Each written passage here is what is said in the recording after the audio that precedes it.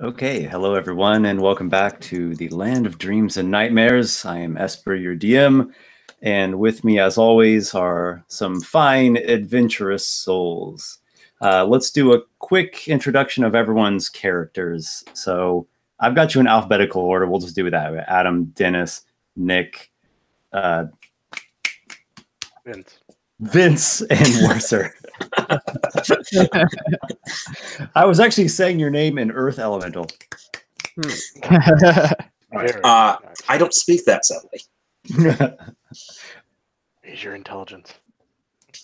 All right, so I'm Adam, and I have been, for the past quite a while now, been playing Kivish Aljarvarden of the clan Ursvamp, who is a Circle of Dreams Druid. He's a Dwarf, and for another little bit, he's at level 7. Hey guys, my name is Dennis, and I play Lykar, the level 8 on the border, or level 7 on the borderline of level 8 Storm Sorcerer. Hello, I'm Nick. I play Avery, the Wood Elf Druid, Circle of the Moon, and I'm a level 7. I'm Vince. I play the Wood Elf Drakefell. I'm Warsor. I play Captain Noxiqual, the human Hexblade Warlock, level 7. Been here since the beginning. Yeah. And at the end of last session, we did a vote on whose character was going to receive inspiration for that session. The guys here voted Noxiqual. So Noxiqual, you have inspiration. You can get advantage on 1 d20 roll when you expend that. Also, everyone who is interested, I have a Discord and also my new Instagram down in the video description. So go check those out if you'd like to take part in the discussion or see my drawings / random photographs. Let's do a quick recap. Warsor, do you want to kick it off? And then anyone who wants to chime in, go for it. Last session started off, we were about to breach Dirge Caverns to hunt down and kill the Swamp Queen. The group consisted of everyone here except for Nick's character, who right outside the caverns, a wolf ran up the party, turned into a Wood Elf, introduced himself as one of the Druids, the Moss Beards, who actually attempted the assassination on the Swamp Queen the first time. So he was part of that group. Seemed trustworthy, but we didn't really trust him that much at first. So we went into the caverns together, and after taking some left-hand turns, we found a crack in the wall. We searched through the crack through some magical means, Spectre, Black Ooze, and a pit. Decided that wasn't the best course to take. Head back to the right. There we found a crypt, which was infested by the wights that we had been warned about. Yep. We knew that they were there and that they served the Swamp Queen. So we went down into there and they tried to get us to turn back. We refused. A fight ensued. Our companions showed off their abilities. Monk charged out, fought some wights off on his own. Our new druid companion shapeshifted himself multiple times into various animals to attack. And we were victorious. One final note. The Swamp Queen he's been mentioning, by the way, was a dwarf, but she led a clan of dwarves with her witchy ways into doing evil things in this cavern. And then she survived an assassination attempt that got even more evil. And that's why we're here to stop her from being yet more evil again. She's gone a little crazy in the head. And there are much talk of her being in league with the Mer Queen Amarantha, who has cast this veil of dreamscape over the realm of Drakengrim. So as we are at the moment, the party has just had a very successful victory against these wights in the crypt area of the dungeon. Noxiqual has convinced 2 of them to fight on your side. So you've got these 2.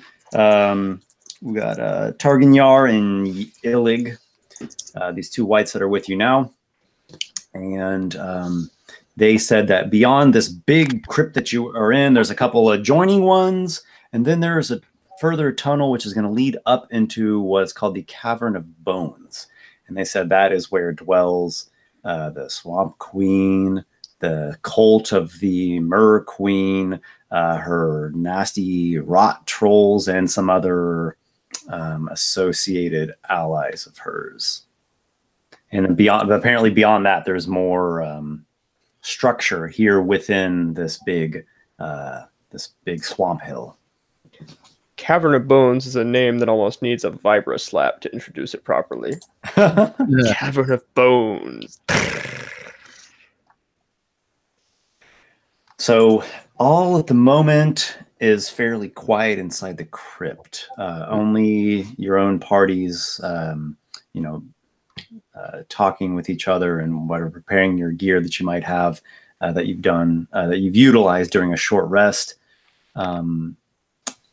Though it was Orgrim Half-Gray, who said that this fight, it made a bunch of noise. There was shouting, there was spell casting, and certainly somebody heard that skirmish. Why are we sitting around? He's starting to pace. And why would they not assume that the whites killed the intruders? If you would like, I can tell them that you all are dead. They're dead in here. Good job. Wait, was that the two whites saying good job?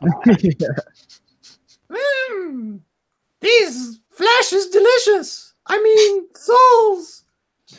Yes, the best I've had in years. I wrote their names. Does that down. work well for you, Master? Which one is Targanyar and which one is Illig, just for a matter of reference? Illic has the higher pitch voice. Oh, okay. Cool. Good to know.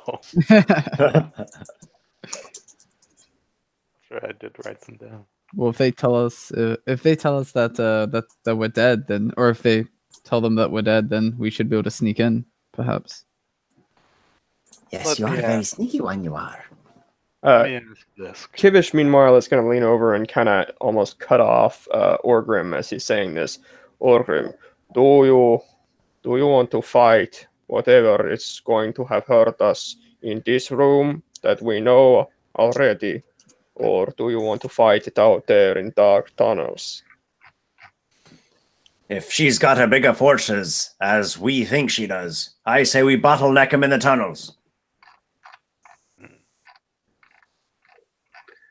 Your funeral. Well, you are here in a crypt, after all, an appropriate place to die. This one believes if we are to fight, narrow their approach. Make it easier. Describe to me, Dargan, layout leaving this place. Is there a tunnel that we can easily watch for their coming? Of course. There is an adjacent crypt, and then yet another large one. From there, a tunnel ascends up through the hill and arrives at the Cavern of Bones. And there are many bones. You will be wading through them up to your knees. I turn to the dwarf. Orgrim? Thank you. Sorry, headache. Orgrim, if there are in fact two rooms before even a tunnel that leads, I think there could be a chance they didn't hear the fighting. Well, it's possible. I guess I didn't cast any thunderous spells. Well, anything's better than sitting around. Yes. This place gives me the creeps. Oh, it's not so bad once you get used to it. I say we make for the second crypt, set up a camp there, keep a watch on the doorway, and let's head out once people have... I know our druid friends need time to restore their abilities. I need a long rest, so I'm probably not getting that for the foreseeable future. So that's fine. I believe I get my stuff back after a short rest. Wild shapes come back after a short Yeah. series. You're good. That should be fine. I have not used any of my magics, so I'm fine to continue, but if we're going to face the Swamp Queen in her own lair, it would be wise to not underestimate her. I believe we can take her. What is the Cavern of Bones, anyways? You're saying it's a large cave filled with bones? One of the whites says, it's not entirely filled with bones, no. But you're going to have to wade through a big lot of them to get into the main chambers. Then there are some other places, such as where the queen does her ceremonies. There's a boggy little grotto. There's a healing chamber, but more often than not sounds more like a torture chamber. And, well, eventually it will lead up to where Clan Axwort squats their officials. All right. I think we should move forward then. So it sounds like there's a lot of area ahead. It's not quite known what you'll encounter, how many, what, if they're aware of you or not. There's a whole bunch of unknowns. Who has an idea of what to do here? Well, it really comes down to what was your druid's name again? Nick? Avery. Avery. Yeah, Avery. If you can push on without your most powerful ability, I say we go for it. But if that is your defining power, then we need to take a short rest. But Did we? I thought we already took a short rest. I thought we already took a short rest. Yeah. We are? Yeah, we took a short rest right before we ended. Indeed. Yeah. Then Yeah. we're That should be going good. right now. Then Yeah, there's that would be perfectly fine. Yeah. All right, so it sounds like the party is just pressing ahead. Yeah. Yeah. Yes. Okay. Drake's gonna head forward and start scouting again. Okay. Drake will head forward into the darkness, Some scouting. I guess I'll be like the next person in front since I can like sort of tank a lot of damage if something happens. I'll send my Cursed Spectre along as well. Orgrim prefers to be in the middle or back. Okay. Kivish will be called a near pit the sitter. whites. He goes well ahead of Orgrim. Okay. And Nox in the middle? Yeah, seems Okay. good. So your party presses forward. The whites are staying close to Noxiqual. To your right-hand side, there is a smaller crypt. It looks to be, at one point, a burial ground of I don't know if nobility is the right term, but we'll say people of honored names.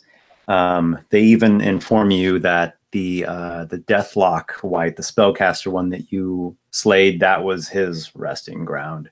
And, well, I suppose things will be a little bit different around there now. All sounds quiet, and in fact, you don't even need to go into that crypt. You don't need to turn into there if you don't want. You can just continue straight ahead into the next big catacomb chamber. Can I peek inside of it? Yeah, I was gonna say Drake's gonna peek in just to do a quick scan just to see I if think there's I anything. promised them that we wouldn't loot the tomb in exchange for their service. Oh, I turn around. Oh, don't worry. I'm just curious on what's inside. I'm not going to take anything.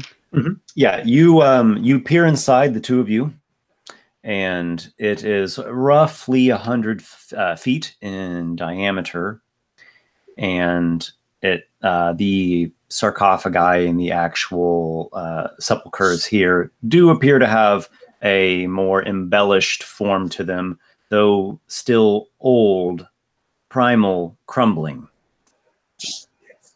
All right. Drake's gonna keep moving forward then. Yep. Gonna back Straight ahead, you come into another huge crypt chamber. Not very similar to the first one, where your battle took place.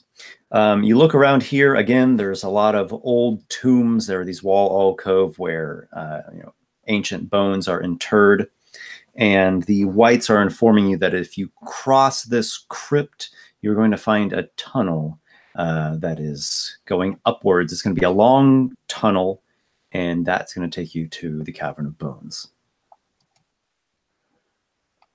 I'm gonna slowly move across just to be careful. I'll keep going as well. Okay, so the two of you go across. You kind of weave in between these old basic stone graves. Here and there, you see the natural rock formations take upon irregularities, and so you move around a bouldery thing and kind of climb up a shelf for a moment and then come back down the far side. Here and there, there's even a stalagmite. There's a big domed ceiling in this place, a natural domed ceiling. It's very similar to the one that you saw before, very cave converted into some ancient crypt. There comes a voice in the darkness.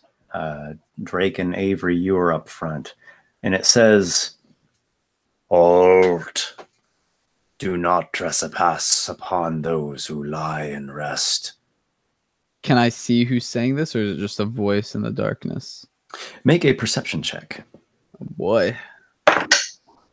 Oh, That's not a good one. It's not too bad. That's +8. That's 17. Mm-hmm. And Drake? He beat mine by time. I got a 7. Okay. The voice is coming from straight ahead. It is so far that it is in darkness, so you cannot see, but you have a pretty good inclination as to where it's at. It seems pretty much just straight ahead of you. Let's see. Maybe some 100 to 150 feet ahead of you. Also, with your 17, a slight detail. It sounds...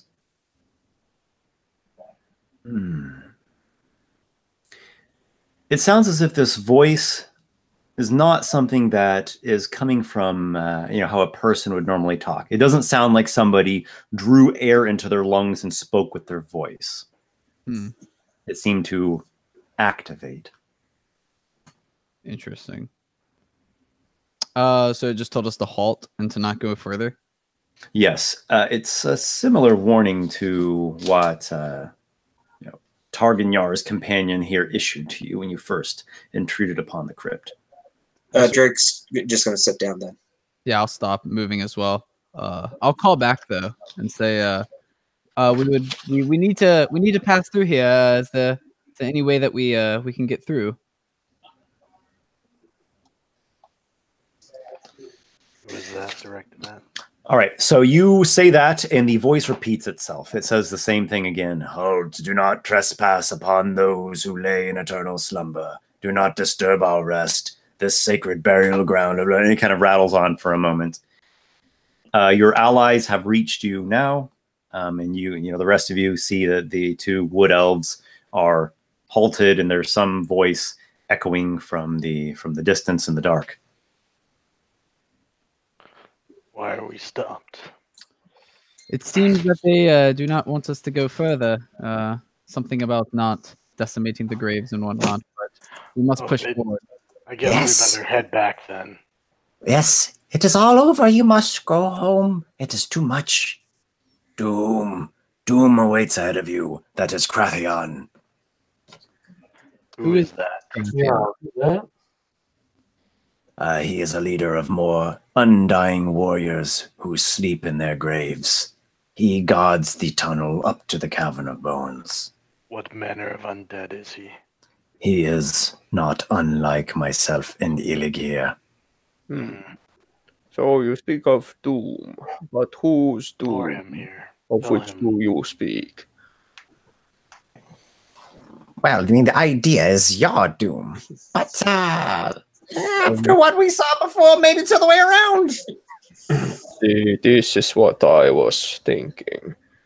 I was thinking as much myself. I think we can take this guy on. The two whites seem a bit... they they seem a bit concerned, torn, really. They look at Noxiqual, their new master that they've pledged themselves to, and clearly this group of heroes of great power, and their eternal duty, their allies, those brethren that they fought, lived, and died with in their former lives. I would like to make sort of inspire them, to try and turn them more to our side, if you will. And I'm going to say to them, listen, now is the point that you rest upon the blade. You either land on our side or theirs. You swore an oath to serve me. Help us trick this one into an ambush so we can quickly dispose of them. I'd also like to back him up on that and say it's also probably not in your best interest to turn on us at the moment. And I'm gonna sort of like put my staff like close to them. It was implied, but yeah, I'll definitely take your aid on that. And remind me your staff. Tell me about it real quick. It's just a wooden quarterstaff. It's my druidic focus. It's your druidic focus. Okay. Avery, make an intimidate check, and this is going to be an aid attempt for Noxiqual. Oh, I'm really bad at this. Oh no. It's charisma? Yes. 8. Noxiqual. Yes. Make your persuasion check with disadvantage. I knew where you're going with it. The good news is I at least got some average rolls. Let's see. 9 is the lower plus my intimidate. Okay, 14. All right, so Noxiqual starts off with his menacing and grim way that he has.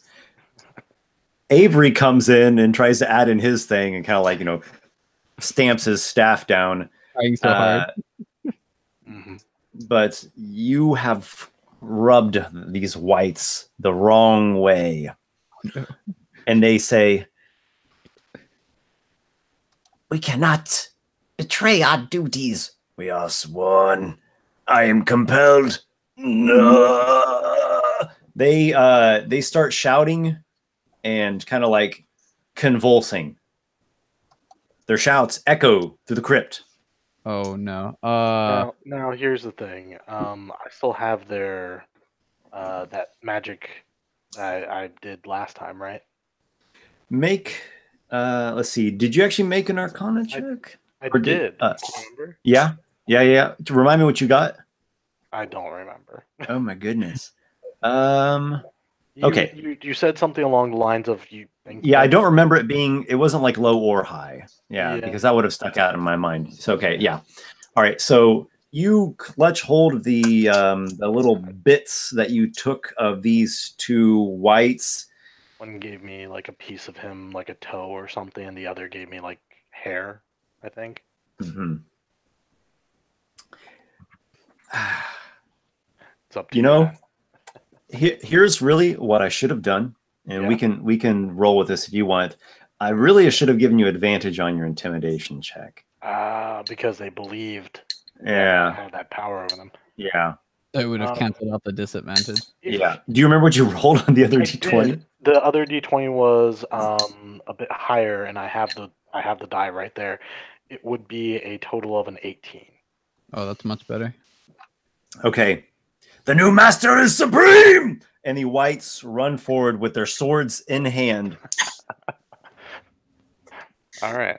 As they do that, Their footsteps go like pattering and slamming through the crypt into the darkness. I'm just going to sort of turn around to everyone a little amazed, be like, well, shall we follow them?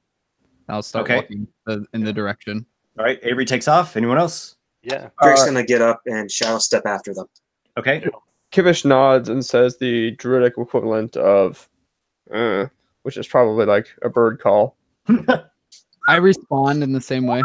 I like to think that in my intimidation moment, like my shadow became like a mask on the wall behind me. Kind of deal. My shadow does weird things. I like to describe. So the Orgrim, Orgrim's got his quarterstaff in hand and his wand of firebolt, and he charges in there as well. How far away? I go with. Yep. Everyone? Okay. So it sounds like the whole party is united on this front, along with the two whites. You hustle your way over to the other side across this ancient crypt. There are 4 standing stone sarcophagi. The lids kind of like fly open on them, and there are 4 more of the whites that come out, in their ancient, decrepit battle regalia. And the entire party, along with the 2 recently recruited whites, fall upon them and smite the foes. Oh, I like how you did that. Illig perishes in the fight. Oh, but that's legit. One of his former allies runs him through with a sword. Betrayal. I tried. Illig at least kept his word to me. as I see them kill our sort of allies. Wait, how big is the area that we're in right now? I need to ask this. Oh god. It's about the same size as the prior one. I turned to a giant elk right away. Okay. Don't use your abilities. We're not resting again. The final white, as it is being beheaded by its final ally, looks at you, Noxiqual, and his stare seems to bore into your soul. You will live to rue this day. Targanier decapitates the last of the 4 fresh whites. I have a reply for him. I say, pity you won't. So that is that. They're way too they're way too overpowered. You all overpower them way too much. It's a hopeless fight for them. I appreciate how you did that instead of rolling tons of initiative and all that. Oh god, yeah. Yeah, the fight would have lasted a very short amount of time. It was a pretty hopeless situation for them. I said there were these 4 standing sarcophagi of these, guardians. Between, was like 2 on each side, flanking a stony archway roughly hewn into the wall, and beyond you see steps, long steps, slowly moving with an upward ascent, and you kind of peer up the steps,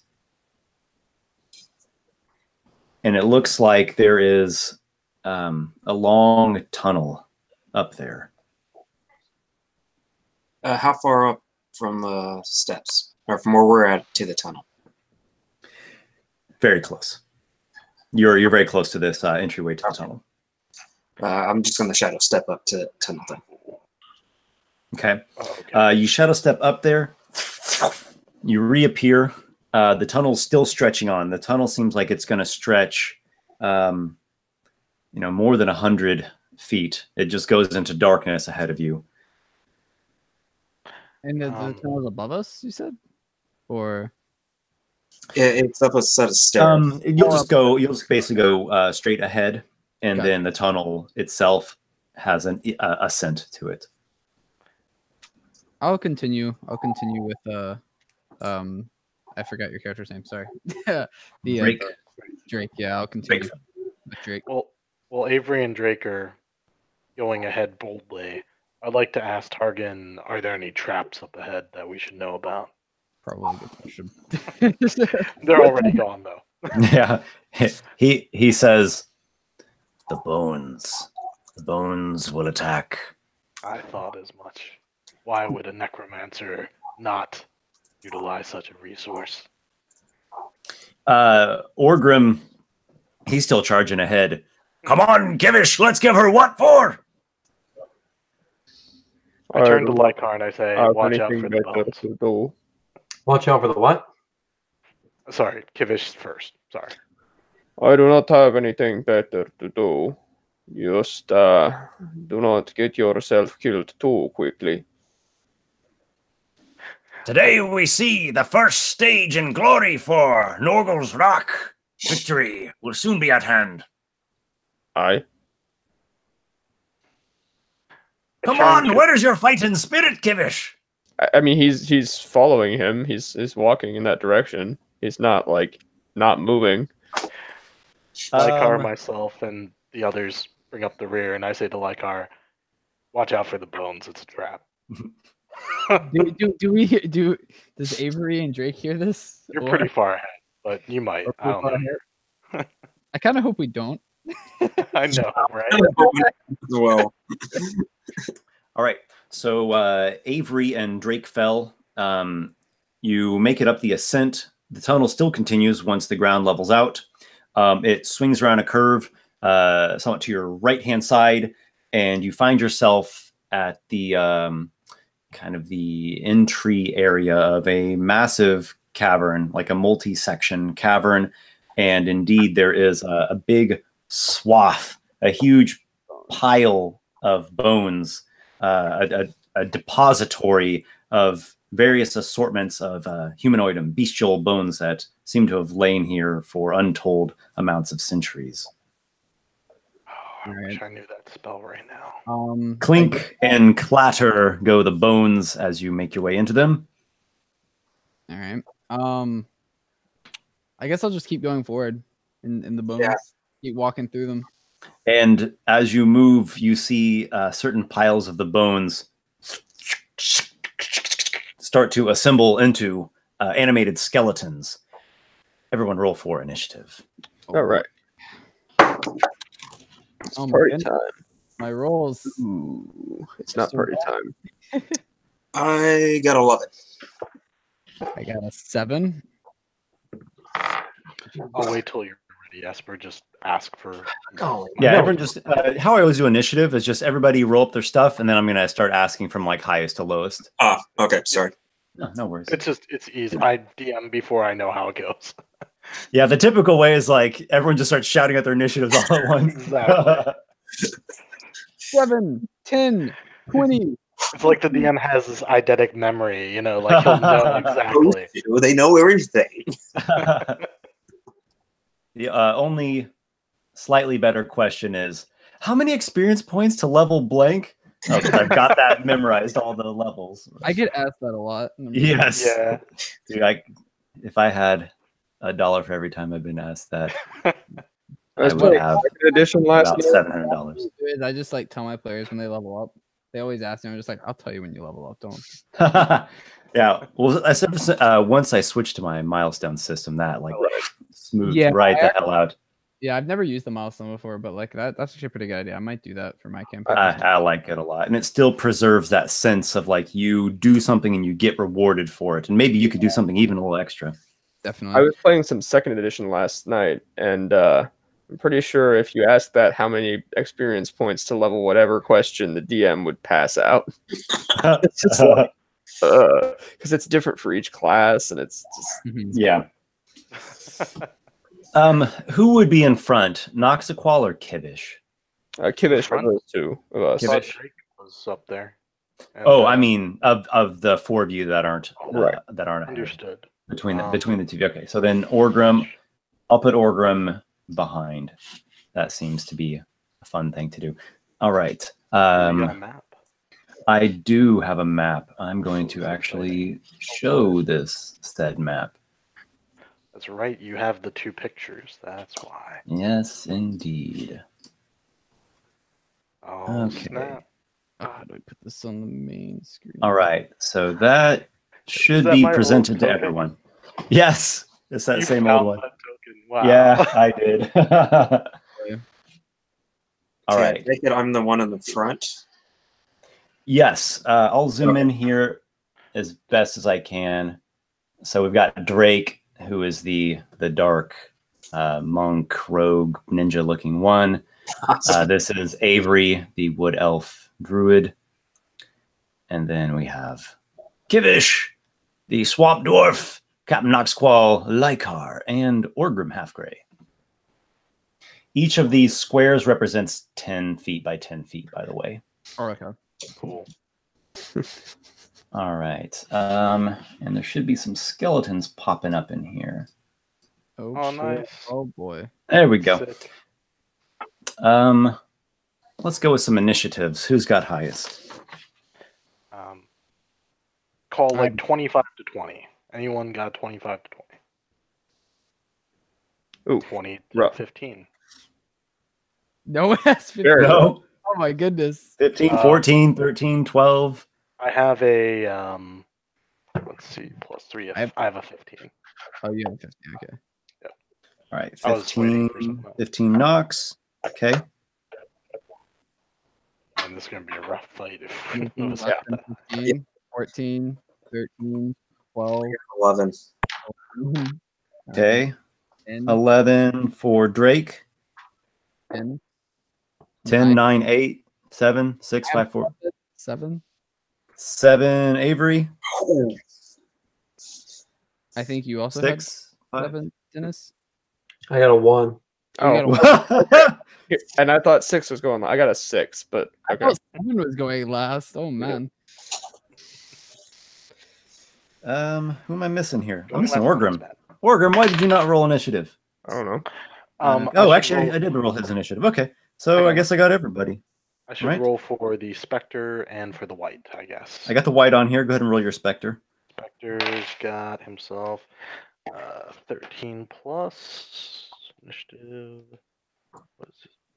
+2, so 15 as well. So he goes at the same time I do. Perfect. Okay, just wanted to have him go after you. Yeah, that's perfect. All right. Okay. All right, this should be interesting.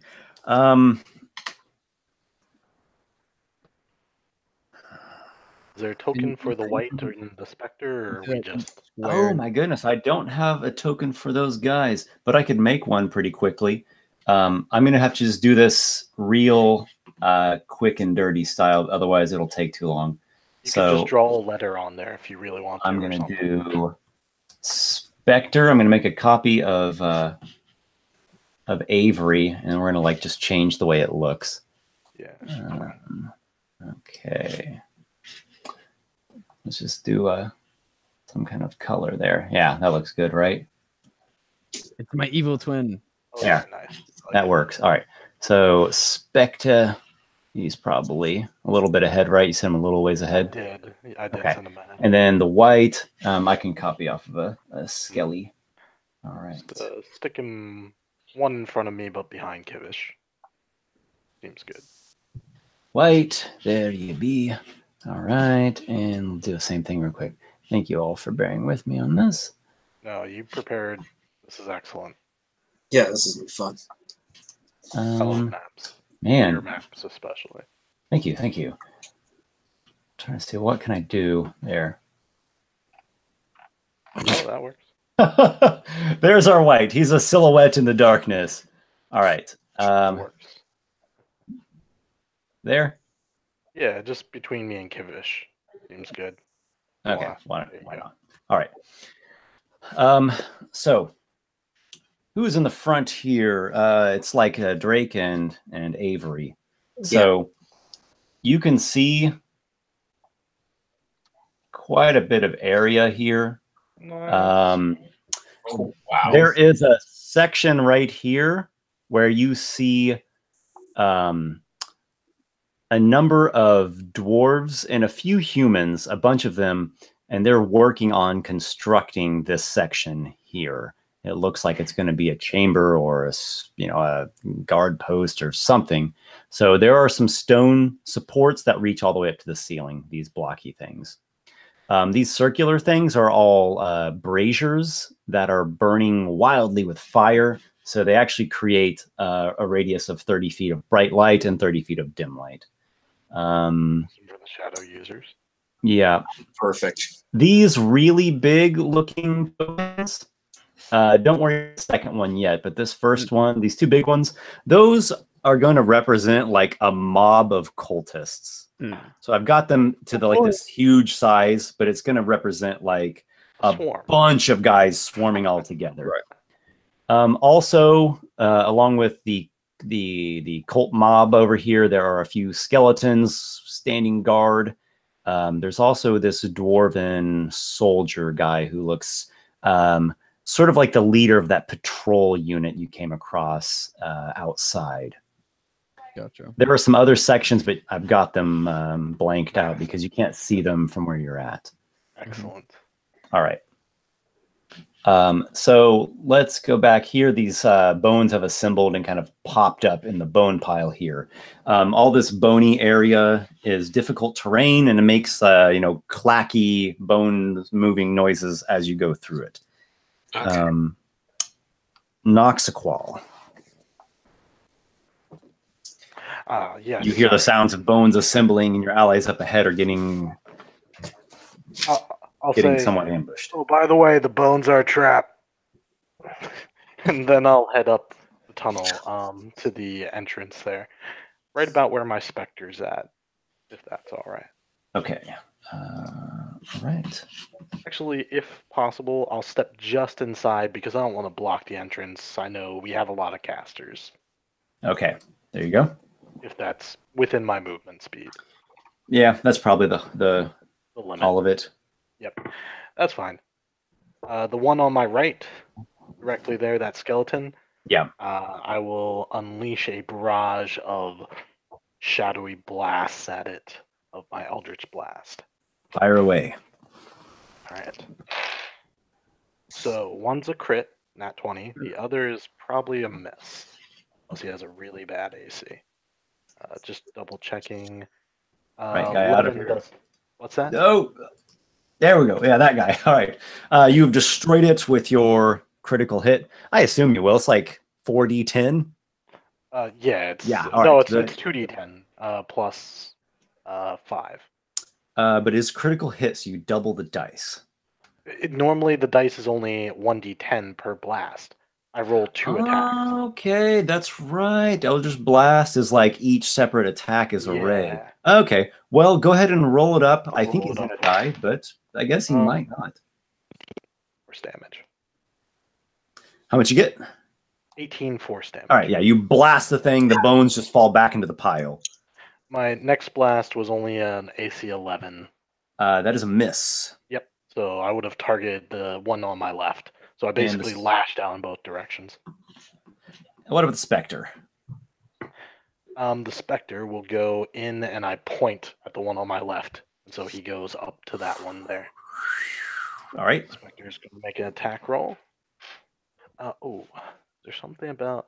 No, I'm thinking the Shadow Demon gets things in the darkness. All right, Spectre.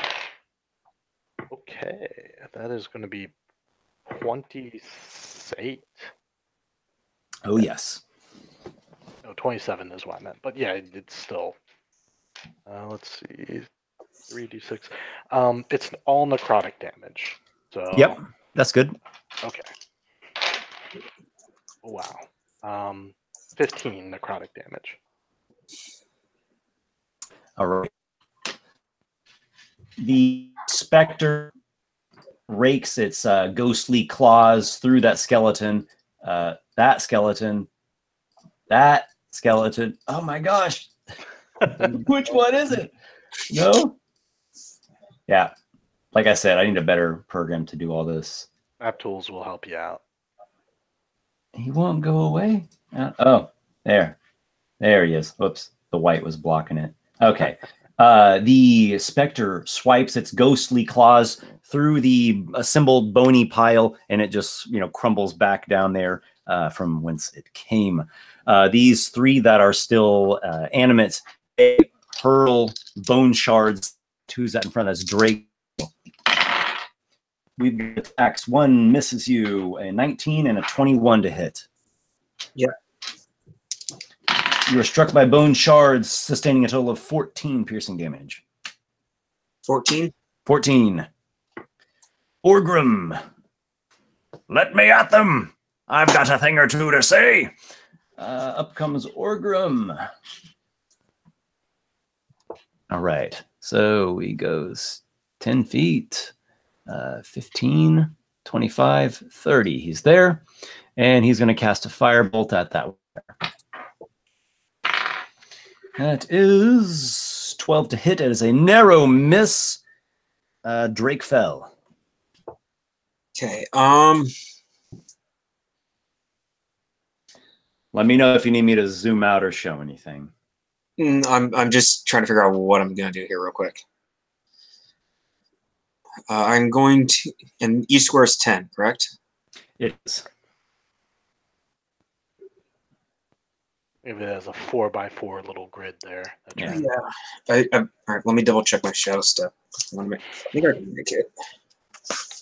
Most likely. I mean, our shadow step goes like 6 of those. Yeah, it's 60. So I'm going to go for the one in the back. I'm going to shadow step right behind it. That'll do. There's where light is. Okay. Perfect. Okay, Drake, you disappear and reappear here, catching the skeletal animation off guard. Okay.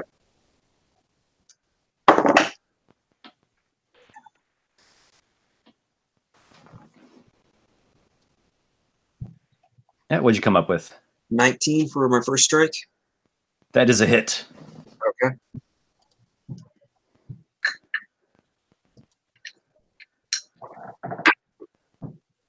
For 11 points. All right, you knock out some of the bones, but it still stands. The thing's head just like pivots around completely, you know, facing backwards to look at you. Clack, clack, clack, clack, clack, clack, clack. All right. Gonna take another swipe at it. All right. 25. Oh, yes. Yep. You got this. And that one is 10 points of damage. The bones shatter and fall into the pile. Well struck. Kivish.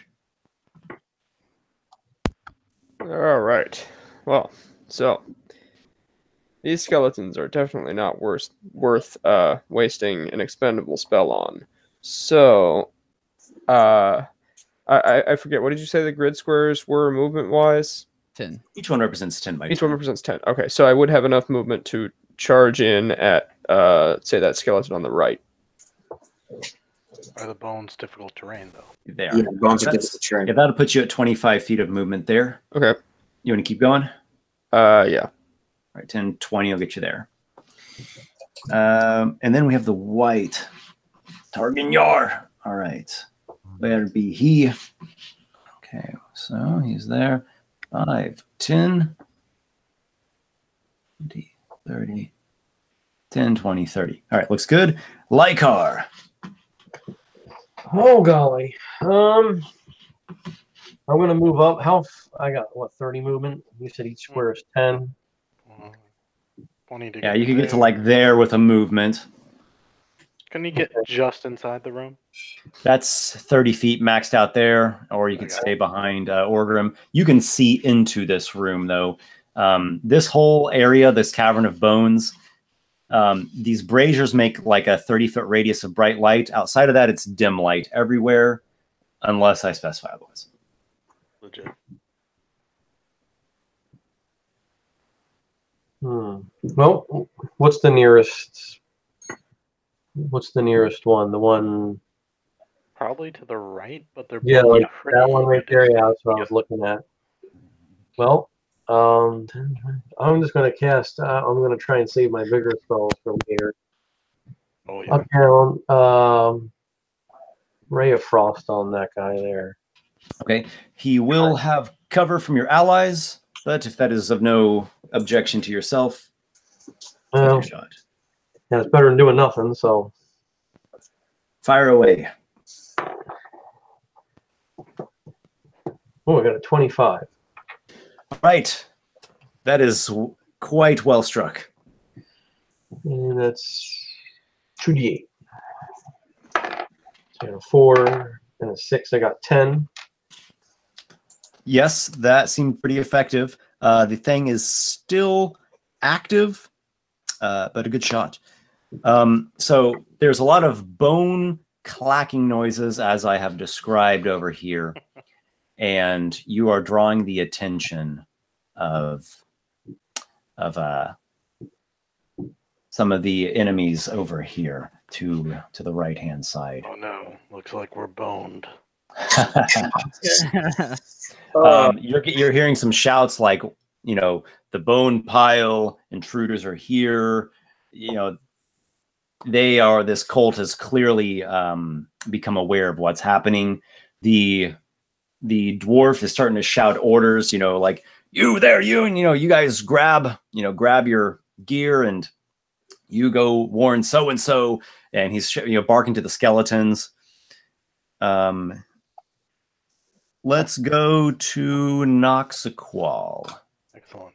This mob here is active now. Yep. So that's like an active monster. I like it. Yeah, I'm just measuring some things. Each one is twice as much, so I can get about 3 squares worth. Well, not full squares, but 3 5-foots. So, yep. Just take 10, me diagonal. 20, yeah, 30. You like that? I was gonna go diagonal, straight diagonal from where I was. Kind of like there. One more up, if that's all right. There we go. Oh. Close enough. And Eldritch Blast? Yeah, let's blow these skeletons out of the water. Since I can't see the mob yet, can I? Yes, this whole area has illumination. So let me just count the distance. 10, Do you guys want me to put the light thing on? Do you like that? Yeah, that would be helpful. Okay. Yeah. So that's the bright light. Anything outside of that is dim light, unless I say otherwise. All I right. like it. 10, 20, 30, 40, 50, 60, 70, 80. They're just out of my range of my Eldritch Blast, so I'm going to take out the skeletons. First attack on the skeleton. It's going to hit. It's 26. The skeleton crumbles away. Yep. Do you have another blast? Their skeleton. That's going to be a 22. So very much a hit. That will only be 7 force damage, though. Got it. Spectre. Spectre goes for that same skeleton. He got a nat 1, so he will miss. All right. This is the only active one, right? Okay, so he's going to fling bone shards at the Spectre. Seems most He's got a 15 to hit. Let me check the Spectre's AC. Spectre's AC is 12. That will hit. However, I assume that's 8 piercing. Yes, let's see. Non-magical attack? Yeah, so I imagine he would resist that. Yeah, he resists half it, so that will put him... How much damage? 4 then total? Yep. I am tracking his hit points. 30. Just knocked off the temporary hit points he gets from 50. me. All right, Orgrim dashes this way through the bones. He's wading through, shuffling piles of clattering clavicles, and take cover here by the wall. Drake. Let's shadow step to the last skeleton. Okay. Smart. Don't leave any obstacles. Take a swing, and that's most likely going to be a miss. You have +2 from flanking with Spectre. Okay. Assuming you wanted to flank. Yeah. Okay. So 13. It is a hit. Oh. Yeah, Exactly what you needed. Okay. Never assume. And then another 10 for damage. Do you have sneak attack on that? Let me double check. I might, since I do have rogue. Sneak attack procs if the monster is within 5 feet of an enemy, which it would be if the Spectre is an enemy. Yeah, you can sneak attack when you have combat advantage or when you have an ally adjacent to the target. Yep. So yeah, I do. So I can roll. I roll another d6. Yes. Nicely done. Rogues are hit big. I got a 1 on it, so it's just 11 then. Okay. Well, either way, it was enough. You've destroyed the monster, and good to remember for next time. Yeah. Oh, I guess I was supposed to move some skeletons. All right, so let me just move a couple guys here. What's funny, these torches, braziers, are probably going to help them more than they help us. I can see in the dark, so I'm fine. Same here. Yeah, are there any of us who do not have any kind of dark vision? Are there any humans among us? Drake's an elf. I think Lykar's a everyone's an elf or a half elf, right? Yeah, and Or dwarf. Noxiqual is a human, but he has that devil eye. Yeah. Yeah. All right. These are 3 skeletal dwarves right here. They come out a ways, and they have unsheathed like dwarven throwing hammers, and they've got them ready. You know, they got their arms cocked back. And this one here, he's he's the one who's shouting and ordering people around. Let me see real quick. What is he going to do? He's going to do a thing. Trying to decide. Do I want to use my magic now? That's how I always feel with my wild shape. It's like, do I want a wild shape now? He has also directed a few cult members back this way To get help. I heard him. Yeah, there's more that are trying to organize over here, and some people are going up here and shouting things, and it seems like there's something quite important over in this kind of ritual chamber. Excellent. Bringing them on. Oh my. Avery. Oh, it's my turn? All right. I guess I'll. Can I? So I know it's rough terrain. I have the flying boots. So can I just fly over it so that it's not rough terrain for me? Okay. I'll just go as far over as I can. I have a movement speed of 35 with my flying boots. Yep. And how far to the right? 20, 30. Oh, sorry, I said that wrong. 15 actually. So there's like another 15. So there's 30, 35. Okay. And then let me see if I have range. 10, 20, 30, 50, 60. They're really far away.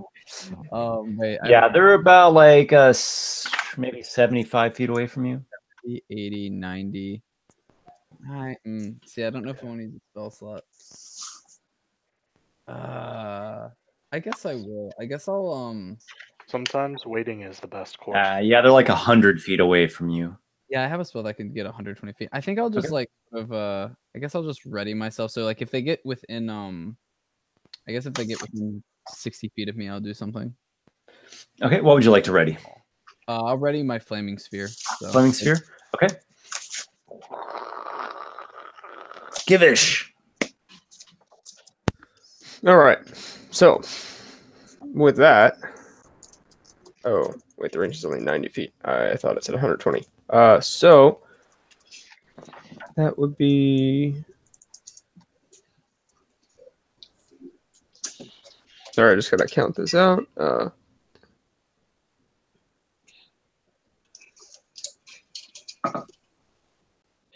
Yeah, so I'd like to move as much as I can towards the edge of the bones and hope it brings me within 90 feet of the guys up there. All right, there's 20 feet of movement there. After this will be a dash. Yep. Yep. All right, so 20.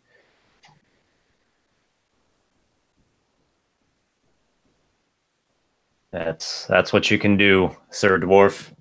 All right. Clatter, spatter, wade, crunch. The white. Where did he go? Actually, he's back over there. The white goes over here, and he is getting out a longbow. Lykar.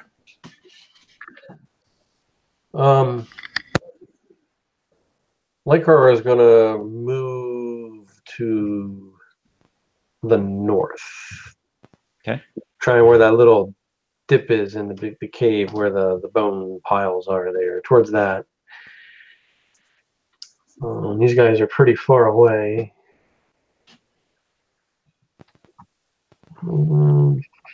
There's your speed of 30 feet. Get you there. Just take your time. We'll all get there eventually. Yeah, they're about 100 and maybe 135, 140 feet away from you. Yeah, my farthest spell is 120 feet. Mm-hmm. I mean, I can fire, but I'm gonna save that for later. So, no rush. They have to. No, we're just gonna try and. I'm just gonna wait there and. Ready? Would you like to ready firebolt? 120 feet. You don't have Firebolt? Oh, what's the one that you do have? Ray of Frost. Frost and Acid Splash. They're only 60 feet. Okay. So I might as well just dash and try and get up more towards that little. Are you trying to get up here? Yep. Okay, there you go. All right. So again, there's some more noise and shouting going on ahead of you. It seems like there's a lot of people mustering over there, and they're even, you hear shouts like, "We need to tell her." They're slaying the Bone Guardians. The mob. It's going to. Okay, it's gotten itself organized, and they're. What's going on here? Nope, I'm on the wrong one. All right, let's go. There we go. Okay, so they're kind of posting up. They're waiting for you guys to come through. Hold! Hold! Shouts the dwarven soldier over there.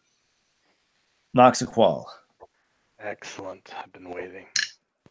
Move me as far as I can with a single movement to get towards, like, above Avery. Okay, 15, 30. Oh, wait, that's all I can do? All Yep. right. Let me just measure distance. 20, 40, 60, 80. Yeah, they're probably about 130 feet away, I'd say, from So here. they're outside even my Eldritch Blast. Move me Yeah. again to get me above Avery. I'll just dash. Okay, so it'd be like there. Yeah, that seems appropriate. I'm trying to get out of the bones. And I reach up and pull my eye patch up, flipping up. And there's just this black obsidian rune eye that's like constantly shifting runes. Like the Matrix, but on an eye. Oh, jeez.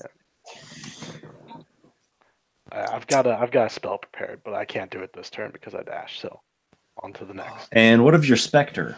A Spectre can fly. Yes, he can. How fast is his flying speed? I believe it's 60 feet, and I will confirm that. Woo. Are you just sending him flying ahead? Yeah. Let's have him move. Keep to the northern side of the cavern if he can. So 50 feet there. And then That's go 50 feet diagonal. 30, 40. Start going diagonal, like up. Okay, 55, 60. You like that? So another 40 feet. He only has 50 feet of fly speed. I apologize. Okay. You are tragically robotic at the moment. Yeah. Yeah. I'll fix that. You The just light. He doesn't like that light so much. All right, there's one flight. You want him to fly again? You can go to there. You like that? Give him a second. I think he's fixing his mic. Okay. You're mute.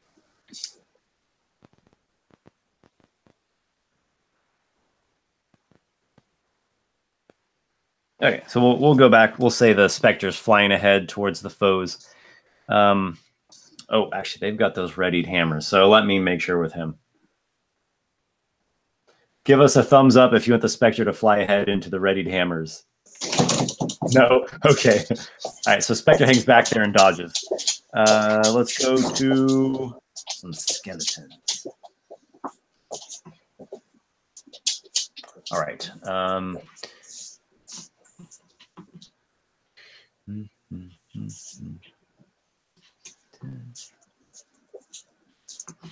All right, so the skeletons are advancing, and let's see if they can take some shots.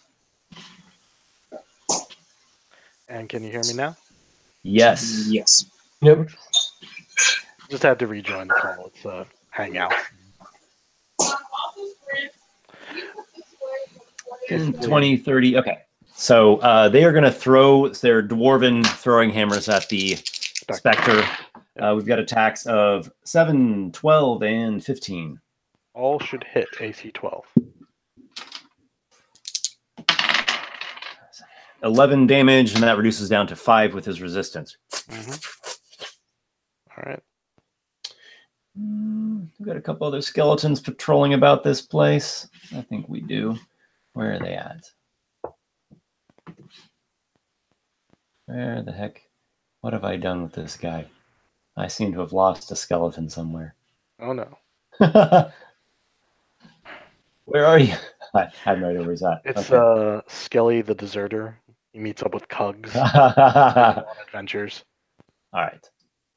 Yeah, there's a few patrolling around the perimeter of the place. Mhm. And we've got Orgrim Halfgrey. Episode 3, Cugs has a bone to pick. All right, Orgrim. Got 15, 25. Orgrim, can he shoot there? Let's find out. 15, 30. Right. 15, 30. I'll give the guy like 3/4 cover, and he shoots a firebolt. He hits. All right. Orgrim's firebolt singes mightily this topmost skeleton. I've got the pointer on there. It's got some blackened bones, barely shambling along still. I hit. Ha! Take that, foul thing. Drake fell. All right.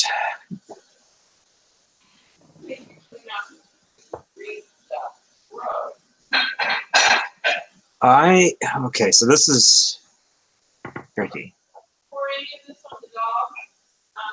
The butter? There wasn't any left. Let me double check something real quick. She was hoping.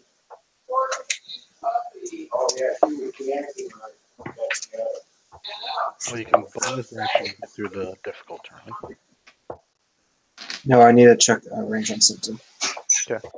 Are you wanting to hang back, or you want to press I'm- forward? What kind of tactics are you thinking? I'm thinking of shadow stepping forward the full 60 feet, so it should put me literally just on the other side of the bubble with light in a straight line.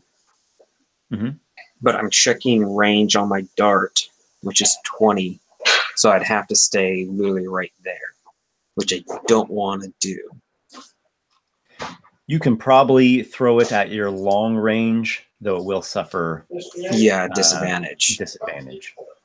Yeah, I think I'm going to do that. So I'm going to do the step forward and then move back towards the Spectre with my regular movement of 45. Okay. So I mean, you 10, don't have to use your 30, movement. 40, You 50, could just- 60. Yeah, you'll be right there with a shadow step. Yeah, and then I'm going to...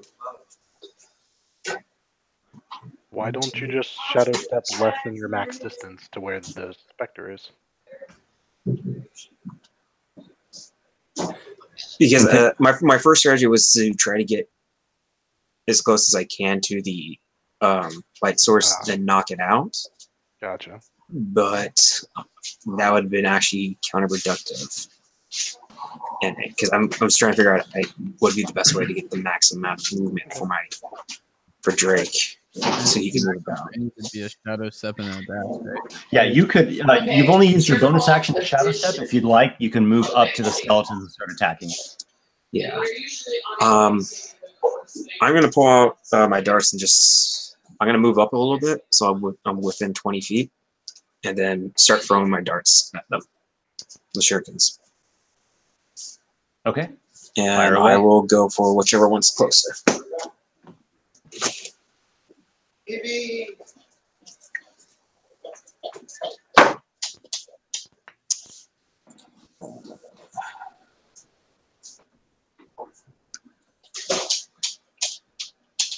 $13 for the first one. Does it hit? Hits, okay. So that's a D4. 1 point of damage. Add your dexterity modifier to it. Okay, so then You also That'd had be advantage 6. from a shadow step, so you would be sneak attacking here. so then that'd be next 6, 2. So that's 7 points of damage then. All right. Though the shuriken is not as effective against bones that it, as it would be against a fleshy target, you take down the charred skeleton. Okay, and then second attack's going to go for the other one, the next closest one. Okay.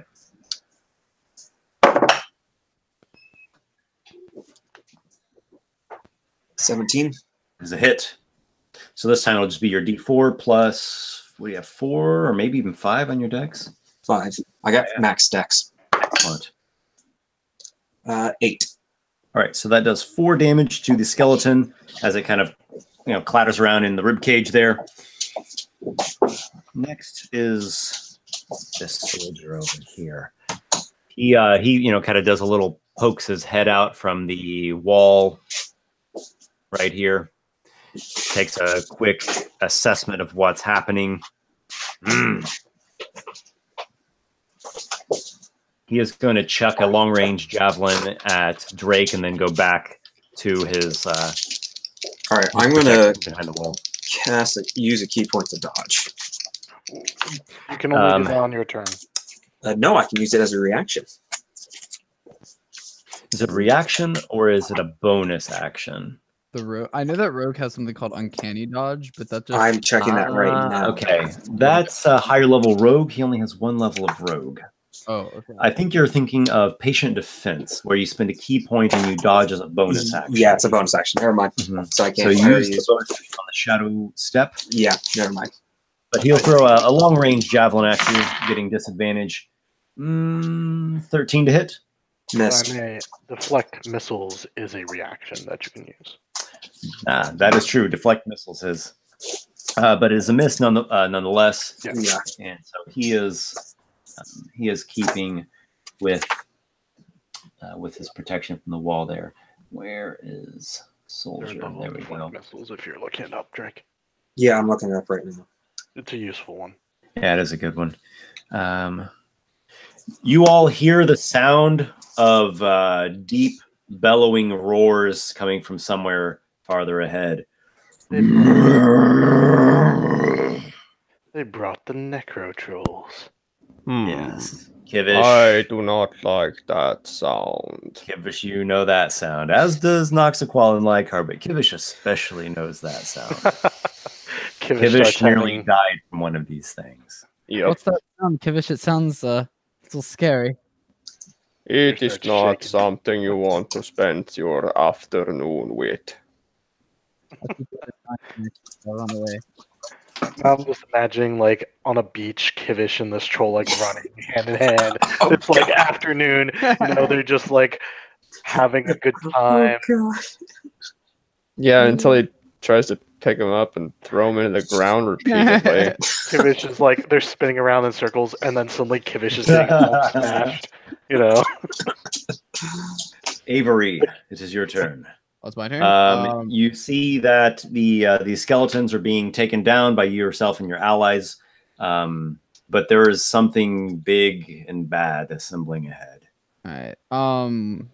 So since I had readied my flaming sphere, am I able to use that without having to use an action? Or no. How readying works is you spend an action to ready something and you specify a trigger. Then if that trigger happens between that moment and your next turn, you can expend your reaction and do the held action. Okay. Otherwise, it comes back to your turn and you're just kind of refreshed as normal. Okay. All right. I will just, in that case, I'll just dash and get 70 feet closer to the skeletons. And since I'm flying, the rough terrain shouldn't affect me. So, Orgrim says to you, "If you want to come over here, I've got a spell that'll help you. And oh, you'll like it." All right, I sort of fly over to him and say, "All right, what is it?" He says he is going to cast haste on you. Oh boy. Oh, wow. What does haste do again? I forgot. It makes me faster, right? I can tell you it does a number of really good things. Yeah, it's look it up. Yeah, haste is really good. Your speed will be doubled. He's going to concentrate on it. It lasts up to a minute. Your speed will be doubled. You'll get +2 to AC, advantage on dex saves, and an additional action on each of your turns that you can use to do a basic attack, a dash, disengage, hide, or use an object. Oh my goodness. So Yeah, it's pretty cool. When it gets to his turn, he's going to actually get it cast on you. Oh, okay, so I have to do this. Okay. Yeah. If you want, you can ready in action. You can say like, once Orgrim hits me with haste, then I will. Yeah, once he hits me with ahead haste, or whatever you want. Once he hits me with haste, I guess I'll use that react. Can I use that reaction to just dash forward? Yes. Like 100 feet? Yep. Or I'd be 70 feet. Sorry. Yeah, because. Yeah. Okay. Yeah, I'll do that. I'll do that. Once he gives me haste, I'm just dashing forward. Excellent. 70 feet. Kivish. All right. So the bones that have been stymieing my movement for so far are almost done. So I'm going to move the rest of the way through. All right, there's 25. I guess I'll have to dash to get through, but then, yeah. And I might as well move as far as I can out of that. All right. You move past the large crackling stone brazier of dwarven handiwork out farther, and you see ahead the cult of dwarven Mer Queen followers have stopped their construction, and they have donned, they've got carpenter's hammers and clubs, and here and there a spear, and they've got bone weapons, and they've got bits of bone put on as helmets and armor, but otherwise they're a ragtag bunch. Indeed. They wear a fool's motley of weapons and armor. The white has equipped itself of a longbow, and it's going to go out and take a shot here. White, where are ye? There he be. You should totally shout for Yillig. You will be mint. Yillig, you fought bravely. Oh my gosh, his arrows do not have such bravery. The spirit of Tanyan was Lykar. with that one. Well, Lykar is really hanging towards the back. Well, since the battle is moving up, I want to go as far as I can to the east. Yeah. If you have the fly spell, you could maybe get a little further. Yeah, I do have fly, but that's a 3rd level spell right there. That's true. Yeah, they're the easier 3rd level spell for some damage at this point. Lykar, you wade through the bone pile, and as you see, the battle is starting to raise in pitch, or at least in tenseness ahead. Give me a moment, because a person is doing a thing off scene, or at least off camera. Hey, perception? Not. That's like no. It is clearly the sound of a spell being cast. Orgrim says, "I know that one. It is mage armor." It is a female dwarven voice that is chanting, and her voice echoes from a farther chamber. Yep. You know the Kivish? We just need to wait 8 hours, and that spell will go away. Yep. Hold to the mobs. Hold. The farther mob is still attempting to assemble itself. They will probably be assembled in like 2 rounds. How many people are in the mobs? 30. 30? Wow. Yep. Oh god. Okay, I'm just gonna like fly over top of them and just like turn into a giant elk on top of it. Well, wait. If you hold off on doing that, I got an idea. Kivish got some area effect spell, I'm sure. Yeah, area effect would be quite a good tactic. As I described before, they have a ragtag piecemeal bony equipment. So individually, they each look like a pretty weak-ass type of fighter. But in a group of 30 of them, that could get bad really fast if you got pulled into that. I'm just waiting to get my haste so I can be speedy. Noxiqual. I'm working on it. I'm working on it. Noxiqual moves forward as far as with a single movement as he can, which should be just into it's like 20 feet to get through the first square of bones, and then 10 more 20, feet. 25, 30. That's correct. Yep. Awesome. Can I take out... Skeletons are kind of like, I want to take out that light source. I should have enough range. I have 120 feet with my Eldritch Blast. What do you think? What are you thinking? I'm thinking taking out that brazier in the back. Eldritch Blast specifically only affects those of flesh and blood. Good call. Good call. Give me a second here. Do you have I don't know. Thunder? I don't think you do. Like a shatter thing. Not without using like a real spell slot. So you've got that nice great sword. Just got to get over to it. Yeah. For the moment, though, let me just count 60 feet off. 1 second. 40, 60. All right, that'll get you to your dash right here. Well, I was thinking of casting a spell with a 60-foot range. That's all. Okay. So there's 60. Yeah, these guys. I want to get closer though, so move me another 30 feet forward. Straight forward? Yeah, I have confidence we'll all be moving up quickly soon enough. Okay. And the Spectre, it is flying ahead to engage with the skeleton that was struck by, what was it hit by? The shuriken. Shuriken, that's what it was. It's that dwarf. I tell him, slay your allies. He's gonna attack. Dwarf Spectre fights a dwarf skeleton. Yep. Poetic. 15. Does a 15 hit? It does. All right. That's gonna be a total of 11 necrotic. The thing, the little joints and whatever cartilage bits it might have holding it left together crumbles, rots, and otherwise withers away. Woo! Go Spectre. Withers away. Withers away. He's working on it again. Whoops.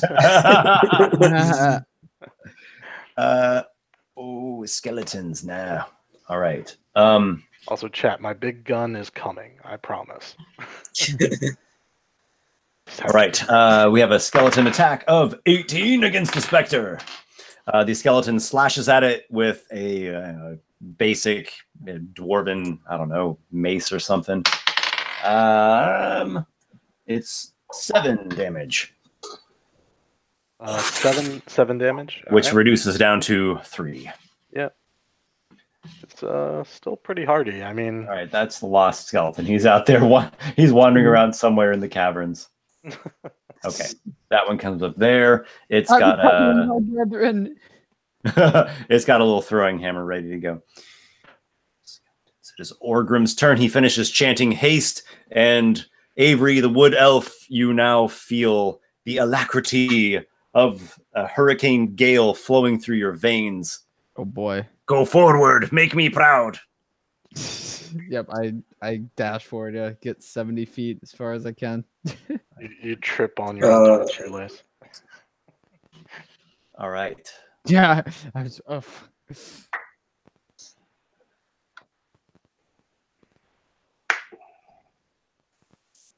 Which way are you heading? You've got 40 feet of movement used so far. I'll actually go towards the skeleton on the bottom right. Okay. Okay. Legit.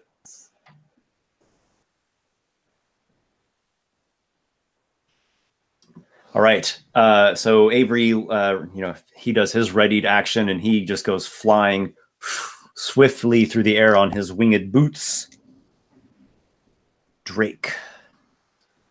All right. I've never felt so speedy in my life. All right. I'm going to use my movement for this one and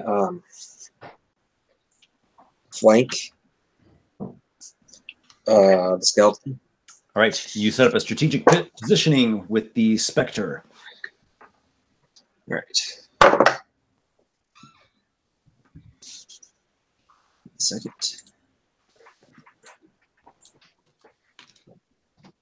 14. Indeed, it is a hit.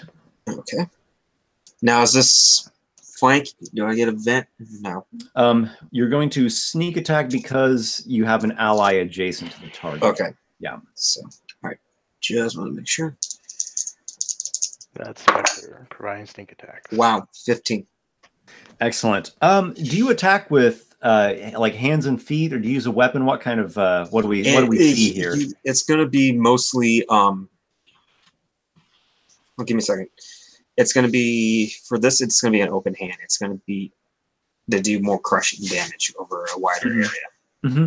All right. So the shadow monk wood elf here unleashes strike with his palms and fists and kicks, and just like obliterates this skeleton. Chunks of bone go flying out, and it collapses to the ground. Well done. The dwarven soldier here, I think he's got another javelin with your name on it. All right. Is that what he does? Yes, it is. Good. And then I'm going to catch it. And if it gets 17 to hit. deflect miss. Oh wait, that might be miss. That is a miss. All right, and just for future reference, I believe deflect missiles is if he hits you, you spend your reaction. Yeah. And you roll something to like reduce the damage. I roll a 1d10 plus my dex modifier plus my monk level. Okay, yep. And I believe if you reduce it totally to 0, you can actually catch the weapon. I catch it completely in my hand. Yeah, nice. But you nimbly dodge out of the way of that javelin. He curses something, keeps his positioning there, tells to the mob, "Hold! Wait, they've got spells, wait!" Let's move to... Hey, Drake. It's probably a trap, just so you know when you go over there and get, attacked or trapped. This one does not plan on walking into a trap. You never plan on. There are the sounds of things thumping, heavy footsteps from this direction. Here come the necro trolls. Okay. Avery. Big guns on the way. Oh boy. Where are the trolls coming from? The necro trolls? Sounds like Or heavy the sounds- footsteps coming from up this way. Up that way? All right. Yeah. Still so far away from everything. 10, 20, 30, 40, Big battle. 50. I guess I'll just well, I still have my haste, so that gives me an extra action that I can use for a dash, right? You can dash, you can make a basic attack, you can like hide, disengage, use an object. I'll just use that extra action to dash towards that skeleton on the bottom right over there. Leave no enemy behind. Yeah, exactly. I should be able to I get think- 70 feet with my 30 with the double movement. So, 70 will get you within melee range of that skeleton. and then I'm just gonna. That's just your speed, regular speed used up. I'm just gonna primal savagery and attack it. Okay. So. Oh, that's really high. That's a 17. Hit. And it's 2d10s. Yeah. Oh, that's 16. I don't remember if I add anything for that. Probably at Just least. yeah. I think it's on just ability score. 16. Oh, it is a melee attack. Uh-huh. But Is it's that the a- it's a acid spell, claws though. one? Yeah, it's a spell. So I think All it's right. just 16. The skeleton is reduced to a pile of steaming and smoking bones. Nice. You have your extra action. Oh boy. I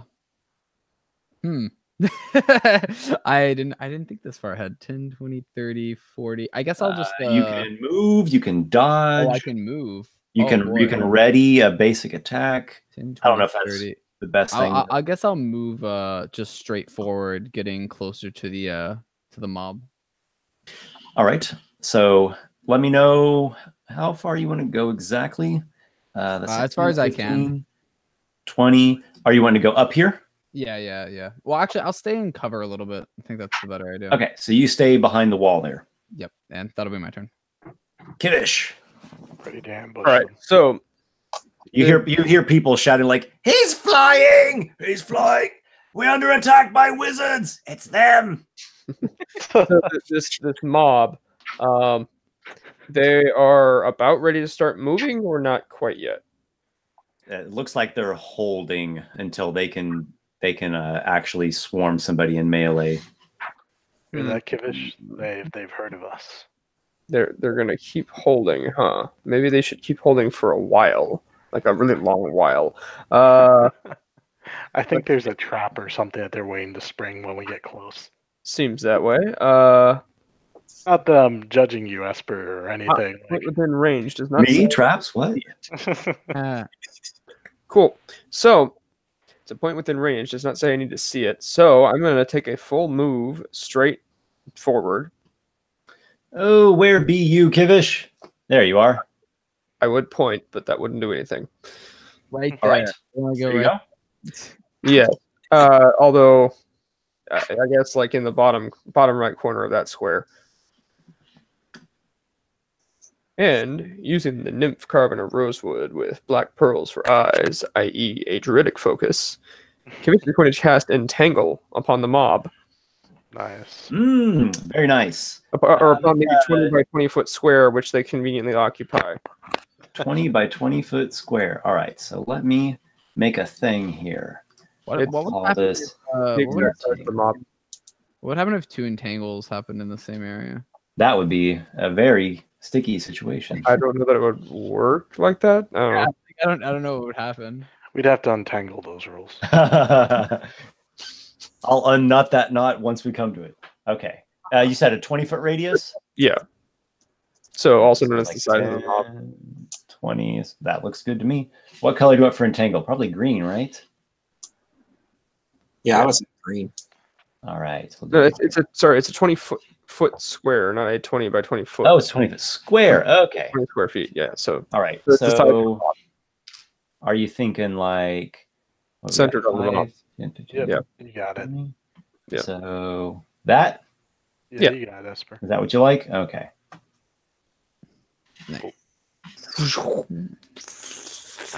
All right, roots and grasping vines come up there. Remember, if I'm right, it's a difficult terrain, and anyone who enters or starts there makes a dex save or is restrained. I believe so, yeah. Is that right? Mm-hmm. I think that is a thing. Okay. I think they just have to make it on the initial casting. Yeah, it says that. Yeah. Casting weeds and Okay, I'm thinking of web. So they make it now, and then Yeah. after this, it's just difficult terrain, also a Yeah. strength throw, not a dex. and it's strength. Okay.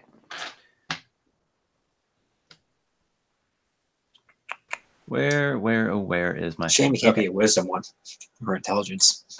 These guys don't seem that smart. 16. Wait.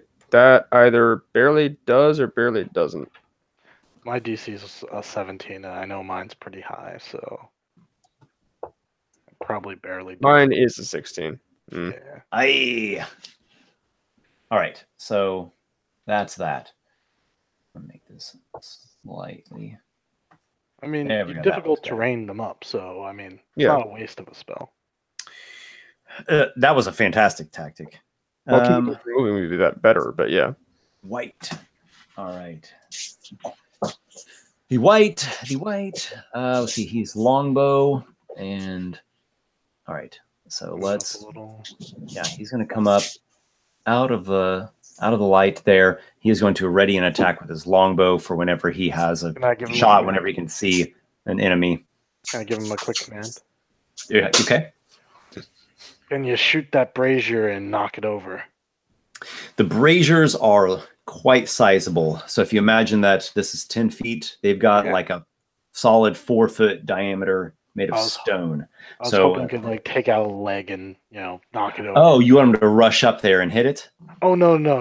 I want him to shoot it out, but it's too sizable. That makes sense. Those are hefty dwarven braziers. They're gonna go down with an arrow. Ah. All right. Lykar. I'll tell you how to do your dwarven braziers. Y'all sooner kill an elephant with a toothpick. I could kill an elephant with a tooth. Lykar, what are you thinking? We're gonna keep on moving east. All right, there's 30 feet of speed used. Dash, ready spell. I'm gonna move up more, get out of the bones, and Okay, which way would you like to go? God, the tokens are so small, even with my glasses. Who's Breath of Vader to me? Zoom in. Okay, I'm gonna go like where he is. That's the white. There's Nox. There's Kivish. Well, yeah, I'll go just east, up towards where Nox is. That's fine. So you'll end up next to the white. Okay. Yep. Cool.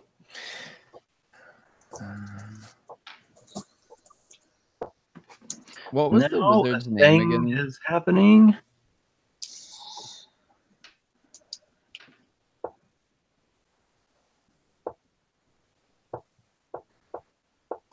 You hear more chanting in this female voice. Orgrim might know this one. I think he's gonna roll an Arcana check, a knowledge Arcana. Anyone else is welcome to as well if you're of that persuasion. It might be. Kivish will, given his vested interest in the topic.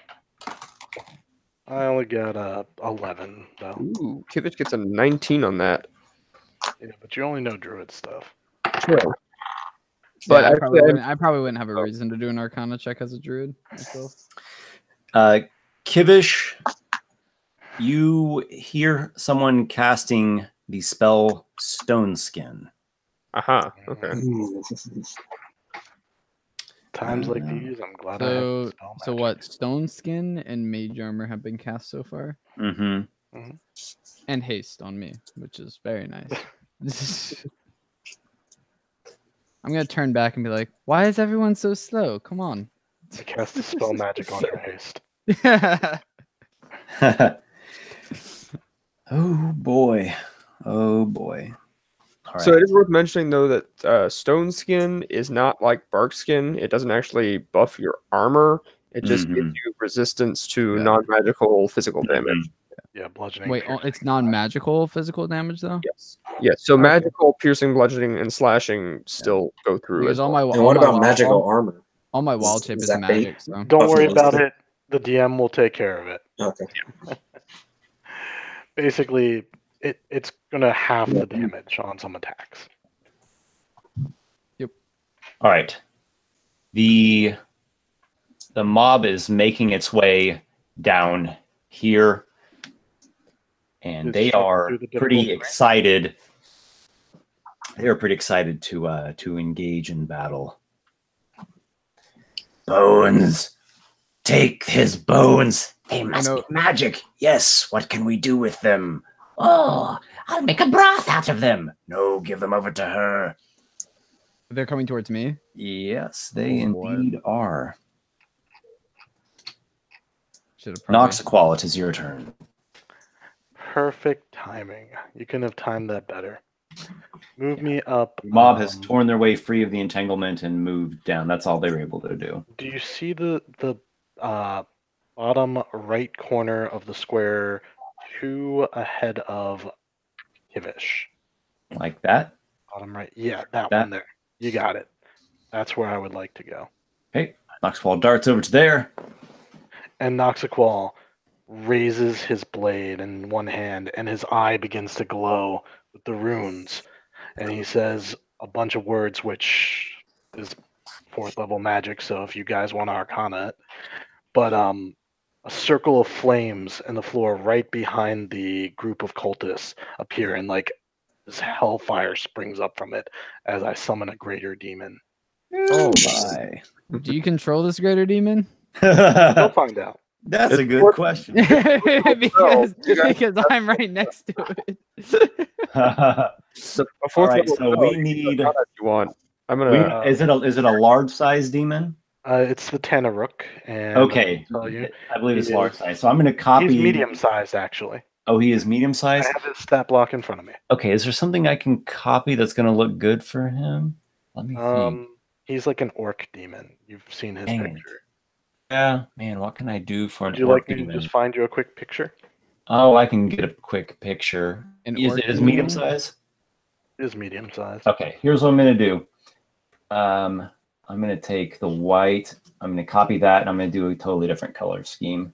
I'm just imagining it's like DM. I would like to summon Orcus, please. Here's the Okay, picture for my let's party see members. what happens there.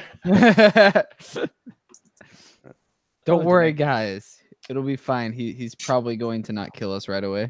Man, I hit the wrong thing. I hit the white, not the You can spectre. summon it anywhere within 60 feet, and I'm going to put in the bottom right corner of the square, like at the top right of the guys. Yeah. All right, let's see what we can do this thing real quick. Yeah, like that. Mm-hmm. Okay. How big is the Right. demon? It's medium sized.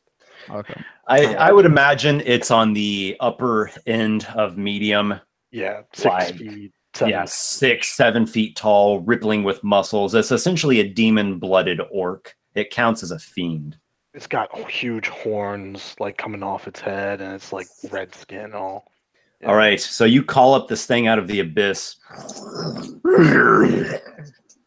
The cultists are looking at it with a bit of trepidation in their eyes. A few of them shriek, "Ah! What is that?" Your death. I command it to kill. Does it? I think it needs to roll its initiative. I will let you know exactly what the spell says because I have it. Yeah, I believe it does. And, Summon a demon. Roll initiative for the demon. It has its own turn. All right. Demon has an initiative of not very high. That's fine. Let me just Struggle is real. 6. Total of 6 on the demon's initiative. Okay. We have all rolled such low initiative. I don't care, but here's the thing. If they're attacking the demon, they're not attacking you. Yep. That's true. It is a good thing to have. And And that's just more bodies for us to throw against them. And trust me, he's going to cut through these guys like paper. Well played, Noxiqual. The Spectre has flown, and he's going to keep going, and he's going to come to harry this Dwarven elite soldier over here. Excellent option. Yeah. They seem to have a bit of history, these two. What? It's you! Yes. Yes. I have a new master now. Betrayer! Well, look at me. I'm a spectre. What do you expect? I've got a bone to pick with you. Oh, damn.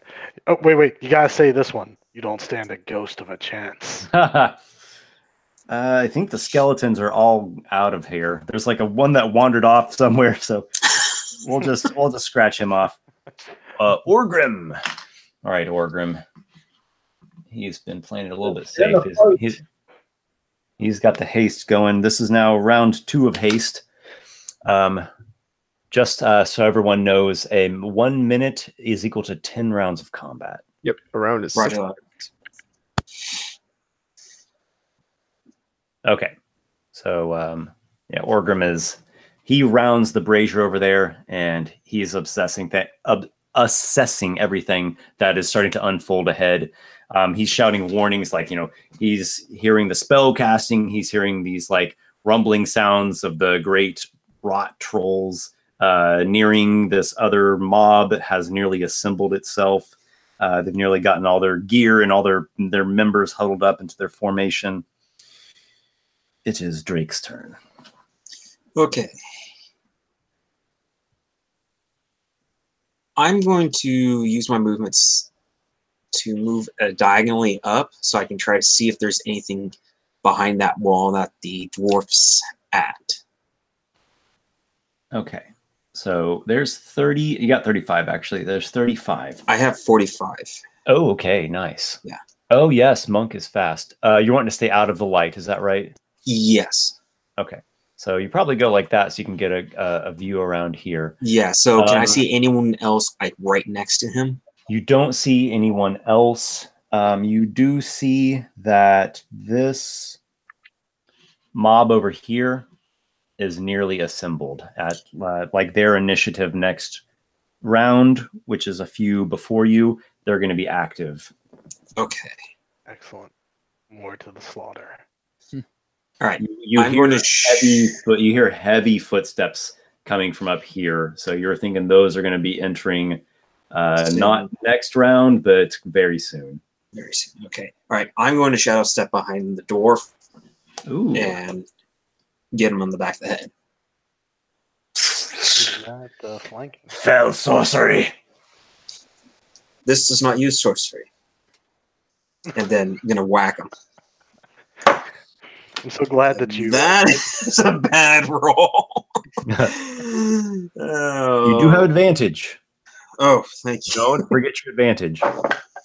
Yeah, that's right, because of shadow step. 17. You hit him. This soldier is wearing scale mail. He has a shield. And he has a long sword in a sheath. Looks like he's about ready to pull that. Nah, he's a dwarf. We'll give him a battle axe, actually. Yeah. So he looks like a fairly hearty fellow, but you get him just barely. All right. So that's also going to give me my sneak attack as well, correct? Correct. Yes. All right.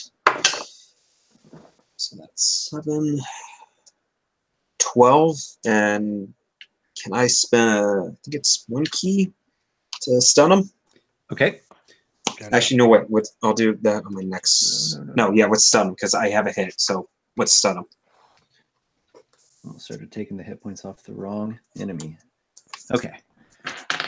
He has 16 on a con save. Okay, give me a second. I imagine he's He got it. resists. Yep. All right. Good try. Are you keeping track of your key points too? Yes, I'm keeping track. I'm Okay. going to drop 1 right now. Yeah, you would have gotten them all back from the short rest. Yeah, so So I'm you currently should- at 5 right Okay, now. nice. So you came into this fairly fresh. Yeah. It was Drake. Okay, it is actually these soldiers' turn now. I have 2 attacks. Oh, okay. Well, he's like drawn his battle axe. Go ahead and do your attack. Oh, dang, just shy of a critical. 19. Will hit. Yep. Yeah, that's going to hit. Yeah, So. you got him exactly on a 17. So that or higher, you'll be good.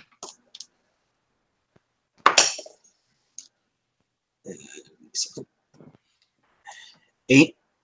And let's go for another stun. Failure. Yes. He staggers out, drools on himself a little bit. You hear troll stomping coming closer. Avery. My turn. Yes. How high is the that wall there, or is it like? Yeah, it goes up to the ceiling. The ceiling here is a pretty high ceiling. It's up about 15 feet. Okay. I will move to where I can see like the mob. So just then- around the corner. Yeah, basically just around the corner. Yeah, and then I will cast conjure animals. Okay. Yeah, so I'm gonna do 2 beasts of challenge rating 1 or lower. I'm gonna conjure 2 direwolves, which are Direwolves. yeah. Excellent. And it says All that right. DM has the stats, but I'm just using the ones from I have like a list of all the stuff I can turn into from Circle of the Moon. Okay, cool. And they're large beasts, and they roll an initiative as a group, and then I can command them to do things. I'm just gonna be like attack as well. Okay. Yeah, if you want to help me out with running those things, Yeah, that sounds good. That sounds good to me. Yeah, let me. Yeah, I can, And Played yeah, Esper. when it's not my turn, I can maybe take a screenshot and like put it in the chat or something. I'm already on it. So give me just a moment because I don't have anything in this battle that resembles a dire wolf. If everybody can just be patient with me for just a moment. You're fine, Esper. Because I actually like wolves a lot. They're one of my favorite animals. And so I want to do them a little bit of justice, at least with their token here. Okay. All right. So I'm going to get this arranged. Just bear with me. Fun fact about map tools: you can drag and drop tokens in at any time from pictures. Yeah, I'm gonna have to get on that. Oh wow, that actually ended up smaller than I anticipated. Okay, well, no worries. We're gonna get a bit of background in him, but so what? Okay, come on. Huh. Well, how about that? And then I'll have 2 of them. So, challenge rating 1. Yeah. I don't know why. Oh wait, I have an idea. Okay. Okay, here we go. I got this.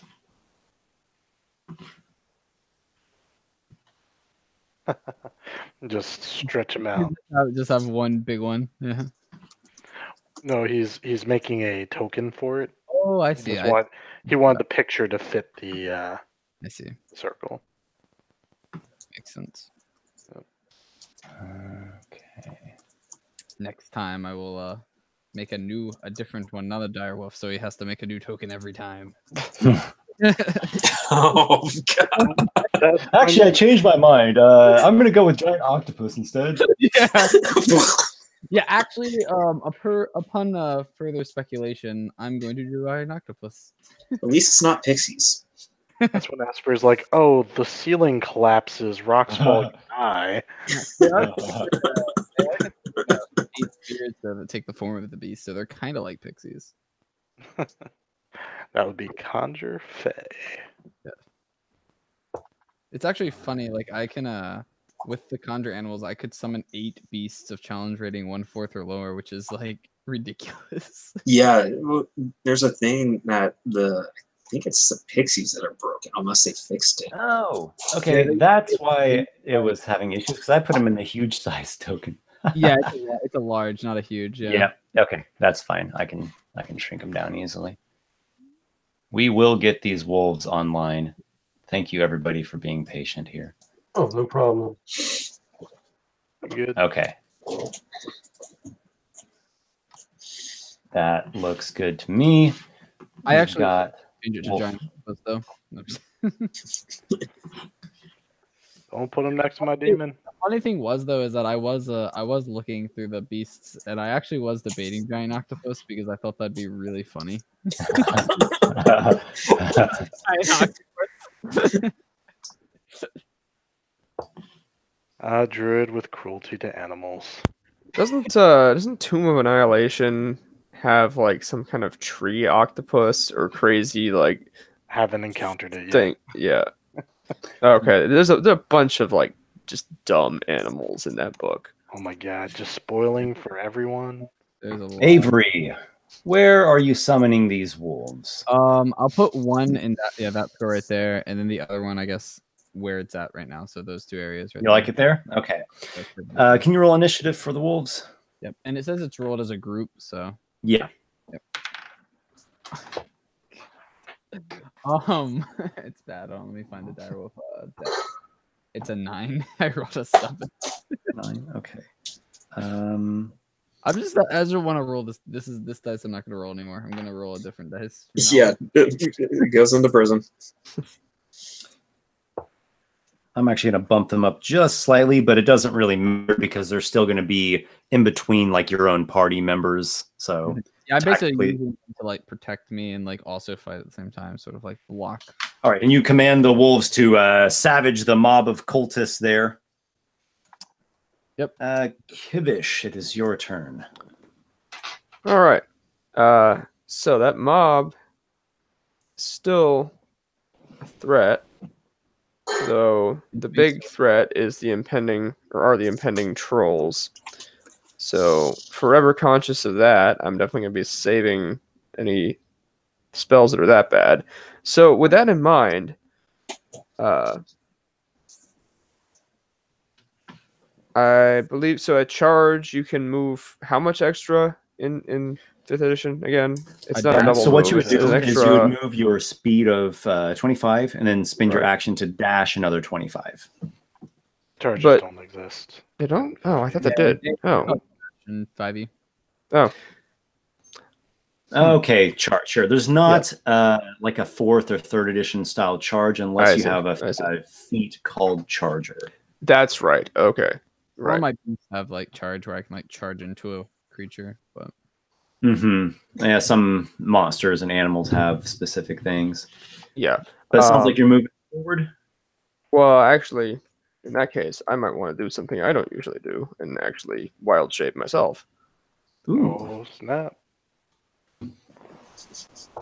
I think those cultists are pretty fun. I don't think we need to pile them on. Yes. Yes, we do. Yeah, we do. We need to show them why they don't have high intelligence. Take care of them as quickly as possible. I'm going to wild shape into a warhorse. Okay. Can we just all remember that Kivish is a warhorse? Yeah. Yeah. Okay. I don't know, Esper. I mean, you're asking a lot of us role players here to use our imagination. Well, it took a lot of time for me to. Yeah. I don't want to eat up more time. That's fine. Just fine. Yeah. Right. So you're charging doesn't exist. Charging doesn't exist. I'm a warhorse now. I charge. Okay. It sounds like a plan. Warhorse actually. If you're curious. All right. Now, Kivish, you're not a Circle of the Moon druid. You have to spend your whole action. Yeah, this is your whole. That's action. true. Yeah. Okay. Do you want to move in there? No. I want to stay where I am and turn into a warhorse so that I can charge then next turn. Okay, we'll just keep it right there. Yeah. And by the way, Kivish, if you're curious, Warhorse does actually have an ability called Trampling Charge. No, I know. I'm well aware of this. Yes. My Noxiqual, command your horse that I have demon. is statted as one. I tell the demon to kill, and I point at the cultists. Demon, let's see your stats. Been a while. The demon swings its abyssal great axe. Yeah, it can make 2 attacks. A bite attack and a greatsword attack. I mean, it's an axe, a greatsword, whatever. Yeah. So here's the bite as it tries to bite one of their heads off. Does a 19 hit? Yes. All right, he does. It seems rather easy to hit these cultists. Does a whopping 8 damage as he bites into one of them. Okay, it is a hit. He does not actually take down any cultist, but it was a savage bite. Yeah, he just bites one, and then he swings his greatsword in a wide arc through these guys. Just doing some damage, you know how it goes. Another 19. Oh, yes. 2d6 plus 4. Almost max damage, so that's 11 plus 4, 15 slashing. All right. So he bites, he swings with his massive weapon. He has felled 2 members of that mob. They shriek, blood splatters. Let's go to the white. Oh, you know what? He was supposed to have shot. He had that ready to attack, remember? Okay, I'm going to do that. Yeah. Okay, well, he missed it anyways. All right. Don't forget So, my... no harm, no foul. All right. The white is, I think he's going to move and take some more shots. White. There. Okay. Just going to move him up there. He'll go ahead and fire. He gets 2 shots with his longbow.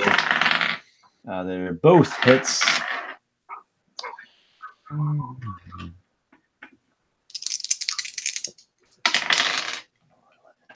15. He kills a cultist. Wounds. Yeah, clips another. These poor cultists are just like being surrounded by all of us. Well, the good news is our efforts will not have gone to waste. Lykar. There are trolls coming. Okay, well, let's see. I'm trying to get in the fight here.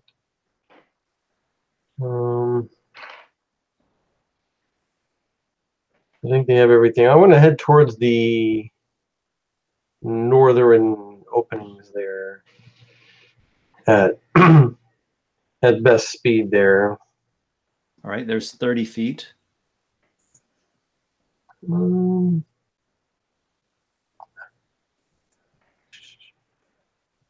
Yeah, I think just move me up another 3 squares. Is that good? Oh, okay, 3 squares. Sure. Is that good? Yeah, just maybe on the top of the line, and I can kind of look down the. Yeah. Okay. All right. So you are witnessing the Spectre fighting just a little bit that you can see of this dwarven soldier here. Stunned.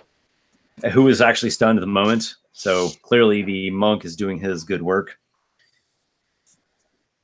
Yeah, I feel like I'm spending all my time just running around here. Don't worry, the trolls are going to be your. You'll have some good action there. Okay, well, we'll I'll hold up there and we'll see what happens. And when it goes to the other person's turn, I'm going to excuse myself for about 1 minute. I'll be right back. All right. No worries. We will be here. Esper, just in case any of those rules lawyers out there are wondering in the chat, I did roll for my demons breaking free at the end of his turn, as per proper. He rolled a nat 1. Oh, okay. Yes, the demon. Normally Yeah. you would do it, Esper, but I think you forgot, so I just rolled it real quick now to tell you. Never tell the DM things. No, please help me remember things. They Esper's- must remember everything. No. Esper's prepared all this combat. The least I can do is do the little nitty, mechanics on my Yeah, I side. appreciate help with the little technical bits. Oh, All no. right. Bring it on, Esper. I want everything. All right, so we've got the mob here, and I'm let's see. Well, let's see. They're being beset by an orc demon and 2 dire wolves, but they're also a cult of Amarantha that is directly working with Attack the demon. Yeah. So they're just going to fall upon these monstrous foes with Are wild they using a abandon. swarm attack? Yeah. Yeah. So I'll see them try to take on my dire wolves. I'll put them. See if I can get them down lower. I assume that they auto hit per like the swarm abilities or something. Yeah, I've got a thing that I'm going to do with them. So,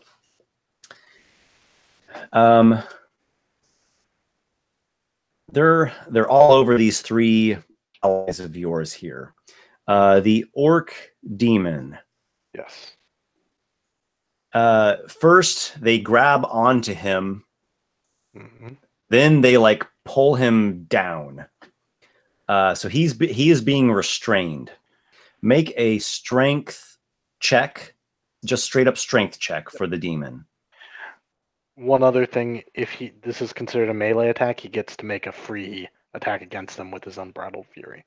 But I'm rolling the strength check. Strength check is going to be a fail. He rolled a nat 1. Okay, go ahead and do your unbridled fury thing if you'd like, because he's about to lose that weapon. Yep, that's fine. So he attacks with the great sword. That's a 13. Hit. All right, 13. 12 damage, and they take his great sword away. Okay, so he takes out one of the cultists on the way, as they're mobbing onto him there. And this is a good thing. It's important because the more of these cultists you kill, the weaker this mob becomes. Makes sense. The more members they have, the more stuff they can do, the more times they can hit and pull you down. All right, so he's been pulled down. He is restrained. They get the weapon away from him, and they do some damage to him. It's probably not going to hurt him too much. Does he resist like regular? No, he only has 2 damage. resistances: fire and poison. Okay, just fire and poison. Okay, he takes 7 damage. Got it. So they are, whacking and stabbing at him as best they can. He has a ton of hit points. Okay, well that's clearly what he's been built for. The dire wolves. It is their turn to take some punishment. The first one takes 9 damage. We'll just say dire wolf 1 and dire wolf 2 takes 16 damage. 9 and 16. Oh my goodness, that was a lot. Okay. So there's just an all-out brawl exploding there. Some of the cultists also want to get to you, Avery. The dire wolves are kind of blocking and preventing them from doing that, but you can tell that they really want to get to you, the summoner. So Better the wolves than you. All right, and we've got another mob over here. Oh, I'm excited. Bring the trolls, bring the mob. Let's do this. All right. Okay. Okay, mob's coming. Noxiqual, Oh, cool. you're right here. Yep. I will tell the demon to keep killing that mob, as my order for him on the turn. Otherwise, he just keeps killing the nearest thing, which could be friend or foe. And let's see. So that's my concentration. Go to Noxiqual. I am going to. I think just Eldritch Blast seems pretty good on the mob that's coming at us. I can see them from where I'm at, right? Yes. The Yeah. top hole. You can see some of them. Cool. I'm just gonna launch 2 blasts through their ranks, hoping to rip a couple of them asunder. Yes. One is a definite miss. The other is going to most likely hit with a 22. Easily hit. Yeah. It's not difficult to hit these cultists and the mobs. Unfortunately, I rolled a nat 1 on the other one, so I knew it was a miss. Ah, yes. But that is 15 force damage.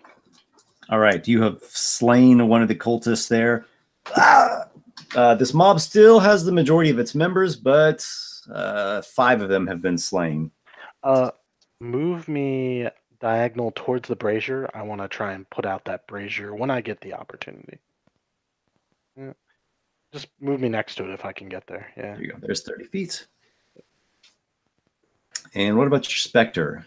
This guy's stunned. Would you like to get a free critical hit? Well, it's actually not free. You got a hit, but you have advantage. And if you hit, it's a critical automatically.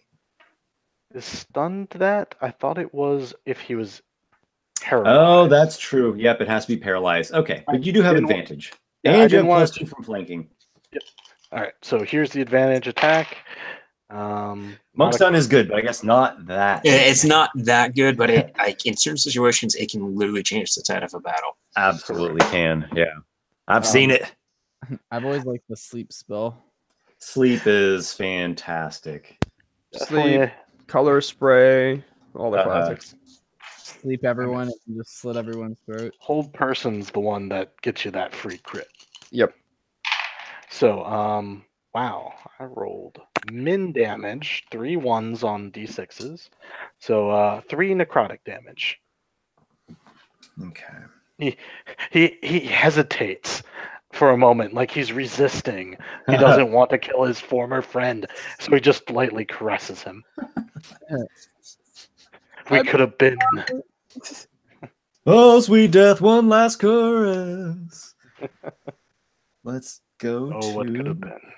The dire wolves. All right, the dire wolves are snarling, snapping. They're surrounded by cultists who are pelting them with blows from bone clubs and spears and daggers. So if you're like, go get him, puppas. All right. So they both get it says they get advantage with pack tactics if the allies are within 5 feet of the enemy. So seems legit. I guess the first one, and it's +2, so that's 5. I don't think 5 hits. 5 does not hit. Oh boy! All right, and then the second one will attack. Oh my goodness, 9. Sadly, no. Oh no! The dog's snarling jaws are beaten back. You'll get him next time. Don't worry. Was that just one of the wolves? No, each wolf only gets 1 attack. Yeah, okay, each wolf has its bite. Right, okay. Orgrim. Oh, something big is coming. I can hear it.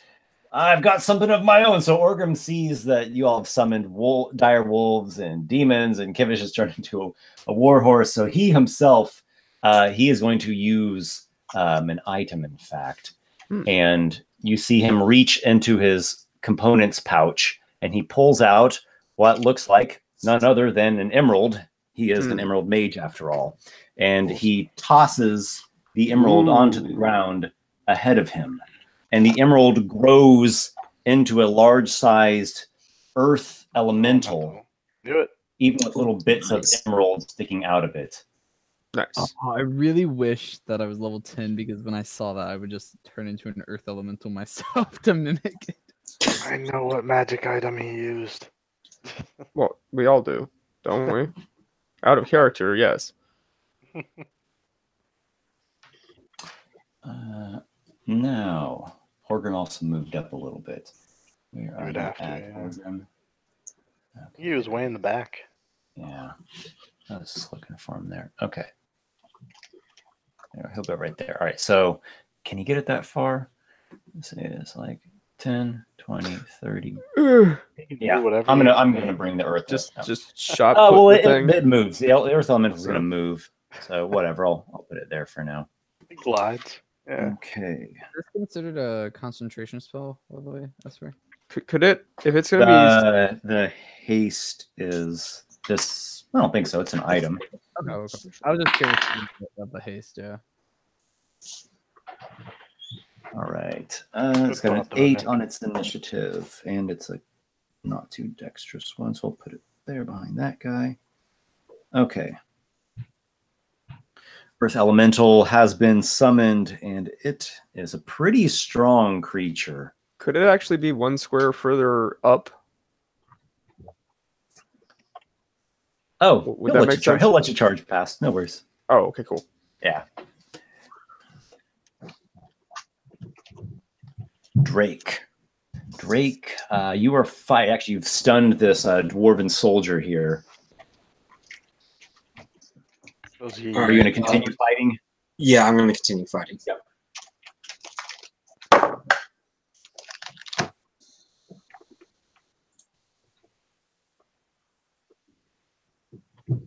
Uh, 21. Oh, yes. That's for 7. 7 points of damage. Yep, got it. Did you put sneak attack in that? No. I'll do that now.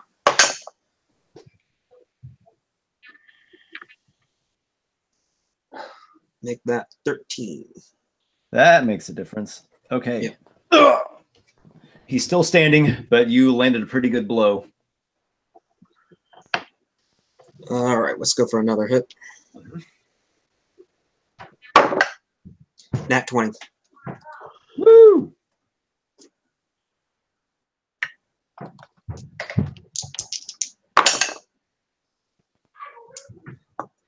Uh, 9.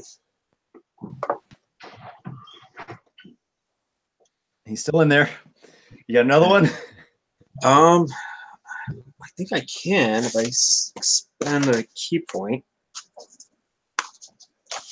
I think you can just attack 3 times as is, and then spending a Well, key I do point have you the get. bonus action that I can do the open.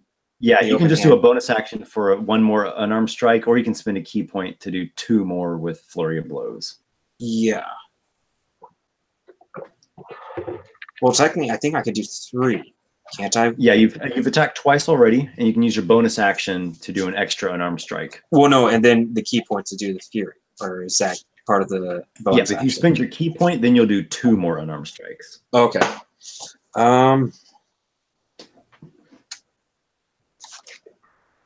Yeah, why don't we spend a key point? All right. Good time now while you've got him stunned and you have advantage. Yeah. does the sun end at the end of your turn? Yep. Yeah. Okay. 17. It is a hit. Let's see if you can take him down because he goes after you. Yeah, I know. 8. Uh-huh. He looks pretty wounded now.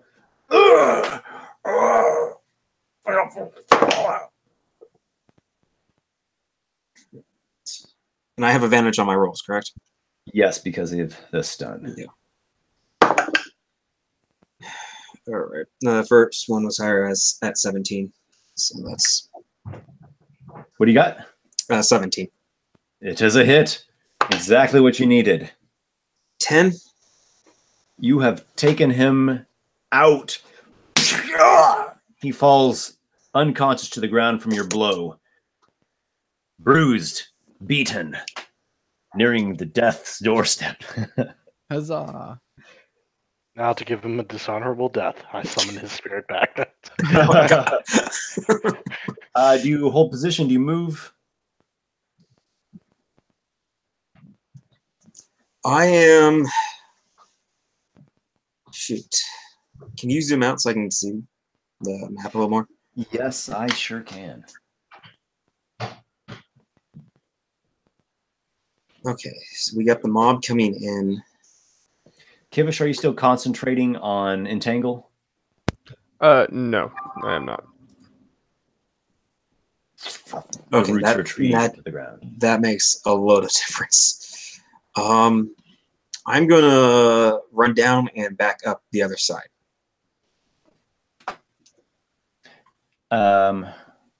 So come Down here, down. down there. No, I'm not gonna go into the fight. I'm gonna duck around to the other side of the wall that I'm on. Okay, I see what you mean. 10, 30, 35. Like such? Yeah. Okay. And actually, I'm just going to take that dwarf soldier's token off the battlefield. I don't think he's significant enough to do death saves and all that. All right.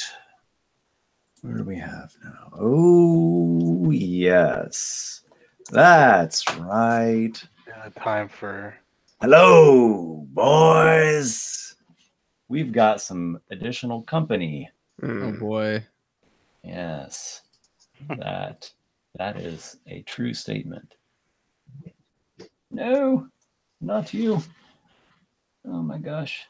Click. I meant to click. There we go. All right. Control Z. Control Z. These guys are coming out. You see trolls, 2 of them, large, strong, nearly bloated-looking ones, weeping a black ichor from necrotic pustules on their body, snarling, savage, bloodlust running through them. Flesh, elf flesh, ghost, nice, down my gullet, work like an alarm. Boom, boom, boom. He jumps down off the ledge. Boom. There's another one as well. Let me at them. There they are. I see them. Wizards. Delicious. Can't see me. The Earth Elemental is now going to move ahead. Okay. You two both need a shower. We will shower ourselves in your blood. Seems unhygienic. Yep, robot again. All right. Orgrim really is telling the Earth Elemental to get at the other oncoming enemies. So he's going to just keep moving and go ahead and deal with an opportunity attack. All right. How would that work with the mob? Actually, I'm just going to roll 3 opportunity attacks from the guys that are like nearest to him as he skirts around. I think that sounds fine and well. All right. What is 3?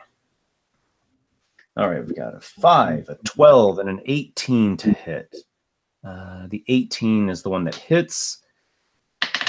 It is 7 damage, but resisted. So the Earth Elemental takes 3. It's down to 123 hit points. Stomp, stomp, stomp. So your own tank of sorts gets out there, I think even farther than anyone. Mm-hmm. Tank those trolls. Avery. Oh, it's my turn?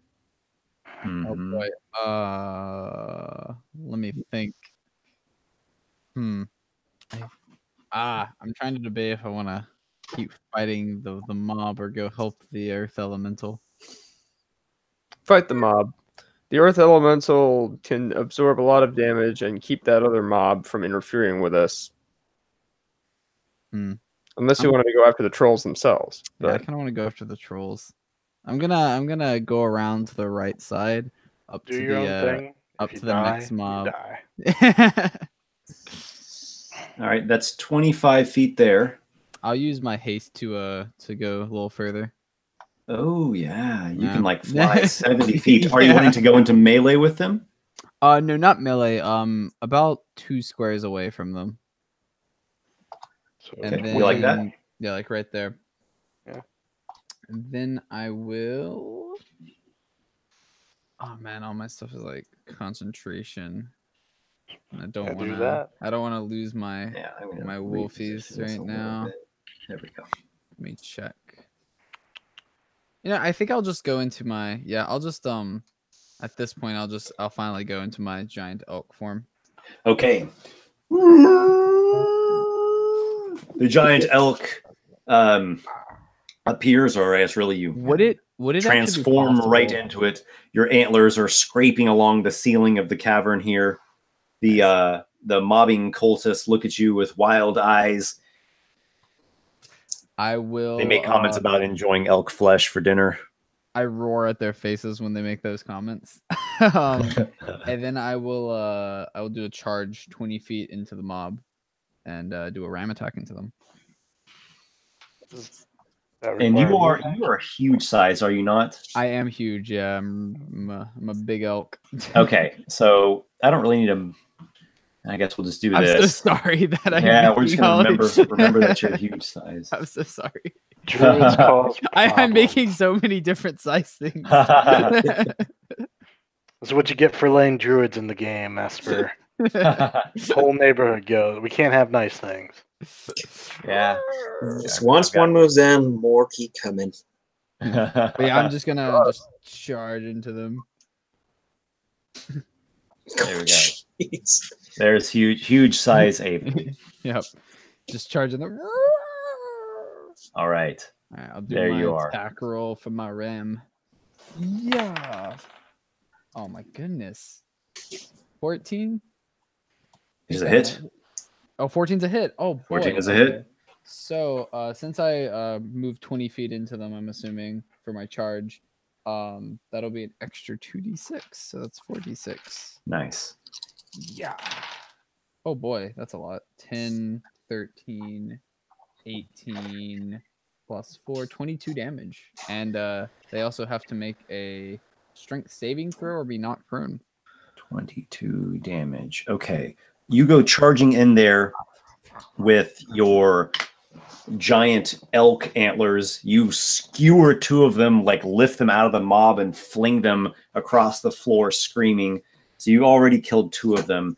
You probably knock a few of the guys down a bit, but as this mob type creature, knocking prone doesn't really work unless it's a whole area effect that like blasts a bunch of people prone at once.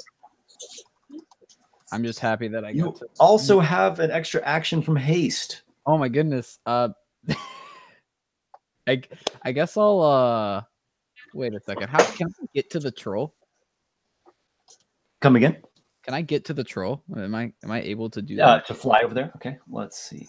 Well, wouldn't you're you- probably just running over there. Maybe your hooves are just a few inches off the ground. Yeah. Yeah, would I be flying actually right now? That's All a right. good question. Let's count this. Am I a flying giant elk? Right? I didn't even think of that. You can get to the bottom one, it looks like. Yeah, I have 60 feet Yeah. with my giant. I have 60 feet with my giant elk. You can get there. There's going to be a few opportunity attacks from the cultists. Are you okay with that? No, I'm not okay with that. I'll just attack the cultists again. Yeah, I forgot about the opportunity attack. Last time I did that, it was a very poor decision. Yes, it was a bit Alright. painful. That's also a 14 It's again. okay. Okay, Demon that's a hit. And this one will just be 2d6 this time. Okay. Oh, actually, That's- I'm sorry. You said that some of them were knocked prone? Sure, we'll say like a couple of the guys right in front of you got Would knocked I be able to prone. do my hooves attack? Okay. Which is if one of them is prone, basically. So Makes sense to me. Stamping on the guys that are like the frontmost edge next to you. Yeah, because that's 48, so that's a bit more. Woo! Yeah. All right. And it's bludgeoning damage if that matters. It's also magic damage if that's relevant. That's 8. Nope, they're 12. just people. Yeah. These poor guys. That's 29 damage.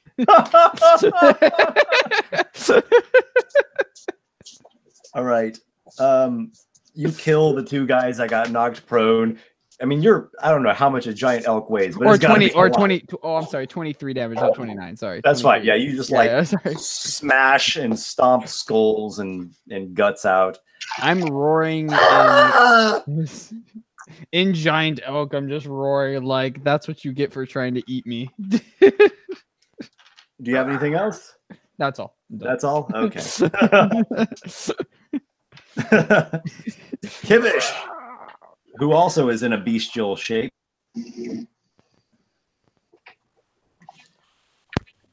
Oop. Mic was off. There we go.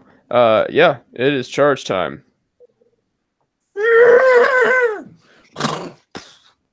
Time to play some Mountain Blade and charge into them and see how many I can knock over. All right, so they get a DC 14 strength save to avoid being knocked prone. Okay. And then also it's a regular attack. Okay. I don't think they have much in the way of strength. Nope. They're just guys. Total fail. All right, so you go charging into the mob, knocking guys over left and right of you. All right, so the regular attack in the beginning is going to be a 19. Oh, yes. All right. And Their armor is quite piecemeal. all right, and then how many do I knock prone? Let's do 1d4 plus 2. All right. Go ahead. You want to roll it up? Oh, sure. Yeah, go for it. D4 plus 2. We got 6 of them. All right. All right, so I get an extra attack, I guess, against those. The first attack ended up doing 12 damage. And then Okay, an that extra attack was- because it's trampling charge. Okay, that got one of them. All right. And the extra attack from trampling charge, is even better. It's a 24. Not natural, but, 18 plus 6. Mm-hmm. Definitely a hit. All right. And, all right. Both Haster and Azathoth have decided to show me their symbols for 6s. So that's going to be 16 more damage. There goes another one. And with that done, I'd like to revert back to my normal form. Okay. So you return back to dwarven form. Are you in the midst of the mob? Did you charge all the way through them? I'd like to be not in the middle of them, but on the edge. Do they get to opportunity attack you for running through them, or is it like one of those flyby attack things that? As written, I have no idea. Okay, let me just take a look. It's like normal warhorse. Yeah. Trampling charge. There's nothing as written that actually says anything about that.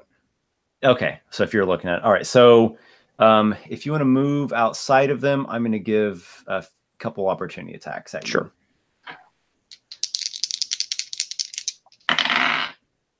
Eight and 21. Oh, but you're turning back into dwarf form, right? Okay, so I guess it doesn't really matter. The dwarven horse gets scuffed, then you go back into dwarf form, back to your regular hit points. Right. I'd like to end like still in melee range of them, like not that far out. Yeah. Oh, okay. Just yeah. Oh, okay. Well, in that case, you wouldn't have suffered any opportunity attacks. Oh, okay. I don't know. Well, maybe you would have because of like the guys over here. I don't know. Well, that's fine. Yeah. I want to move this along. Let's go to the orc demon. Something about a saving throw to break free At the end of its turn. Okay. So it's gonna is it restrained still, or did they die? Yes, it is prone and restrained and disarmed. Now wait a second. Prone, you didn't say prone before, you said restrained. Mm-hmm. Alright. So it's prone. Yeah, they pulled him down. Then I Go guess. back and watch the tape later. I said they pulled him down. Damn it. I think he did say that. No, you're fine. I'm just clarifying.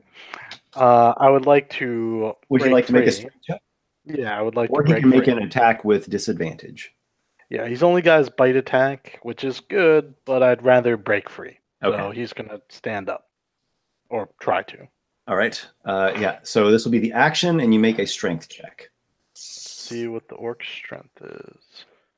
'Cause he's got a pretty good strength, as I recall. Yeah, he does. All right. Does a 12 do it though? It does not. Okay. All right. Would He does you not break free. Now let's see if he breaks free of your spell. like to do the honor, Esper? Okay, sure. 1d20 I got a minus- natural 14 on the die. He has a -1, so no, he does not break free. Okay. So the Teneric struggles, and in no way, shape, or form does he break free of anything. Yes. The white is going to fire at the mob. One of his arrows hits. I rolled a wrong die there. D8 for longbow. And his arrow strikes down yet another cultist. The mob it's still going. They're getting taken down here and there, but it's still going. There's like mob members, like cult members, like on my horns, like on my You probably have entrails strung along like a Christmas tree garland. I was gonna say the demon pulls on a red jacket and gets in a sleigh behind you. Lykar. Lykar, can you bring some power into this messy situation? From where I am, can I see those trolls from where I am? Yes, you can. They've got a bit of cover, but you can certainly see them. Okay.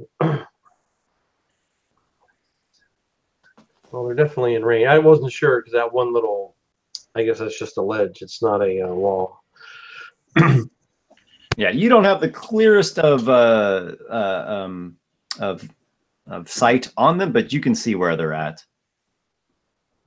You can see a nice flank of one and a shoulder and part of the other one's arm. Okay, I'm going to move up 2 squares. So next to the, I'm forgetting what token is whose here. That's the Spectre right there. Okay, Mr. Spectre guy. Well, we're going to try and cast Fireball on the trolls and get them whittled down a little bit before they start engaging. Fireball is coming online. Okay. Oh boy. Hopefully I roll good. We got a lot of hit points. A whoosh of singeing flame. The trolls make dexterity saving throws. We've got a 15 and a 19. the greatest spell in all of D&D. Well, It they both say It is iconic. It is very iconic, yeah. Probably more iconic. 15, Still half damage. 21, 22, 4, 32. 32.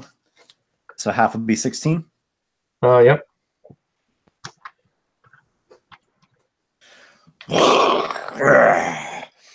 The mage is using fire. She said he'd do it. I'm gonna rip him from limb for limb. All right. By the way, Lykar, and to anyone else who is an interested person, this one here, we'll say the one on the right-hand side, is the one that has stone skin. Wait, which one? He was the recipient of the stone skin spell. The one on the right. Okay. Indeed. Oh my. So the one you should be blasting with all your blasty blast magic is the one on the right. Man, Lykar yells, "Get the trolls! Get the trolls!"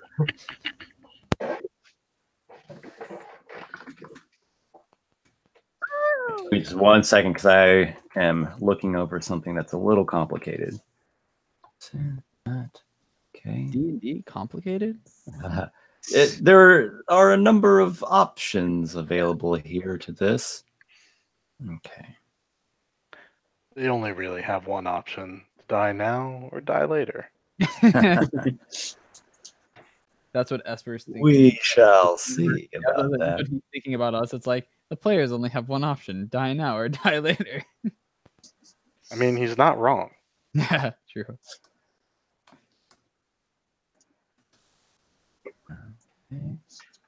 Wow. I love spells with a 60-foot range. Isn't that a thing?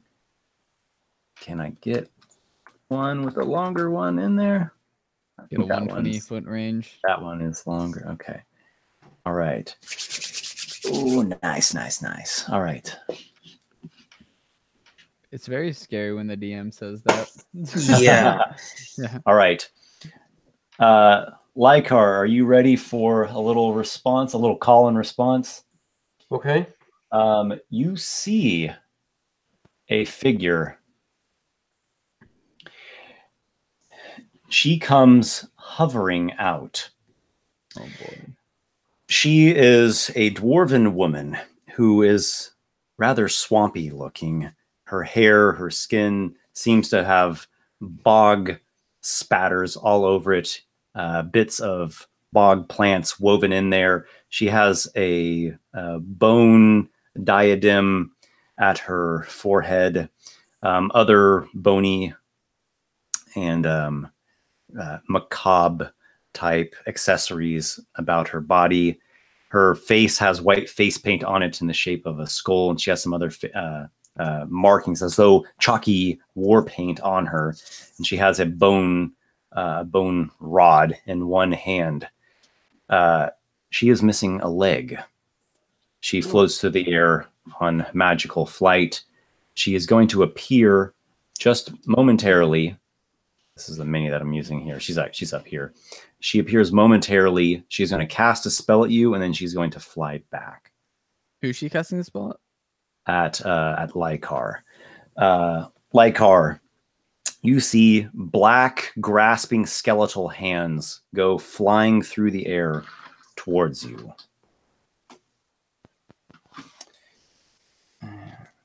I point to the specter and say, "He did it." Spectre's like, wait, no, ah! All right, this is 2-hit. 14. Oh golly, I think that's my. What's the range on the spell? That's a pretty far distance. She flies down, casts, and then flies back. Yeah, it's still pretty far. 120 feet. Okay. Lykar, 14? Yeah, that's my AC is 14. So Okay. The next shield? is 23.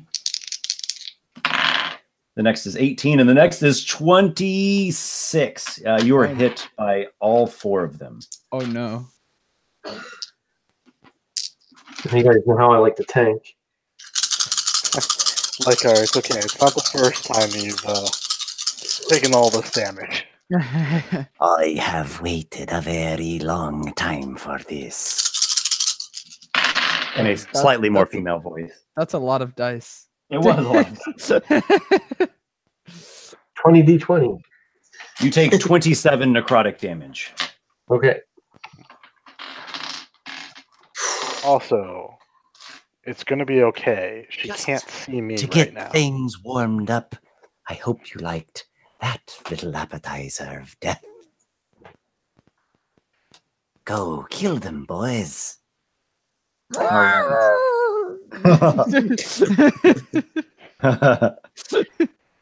kind of spell was that?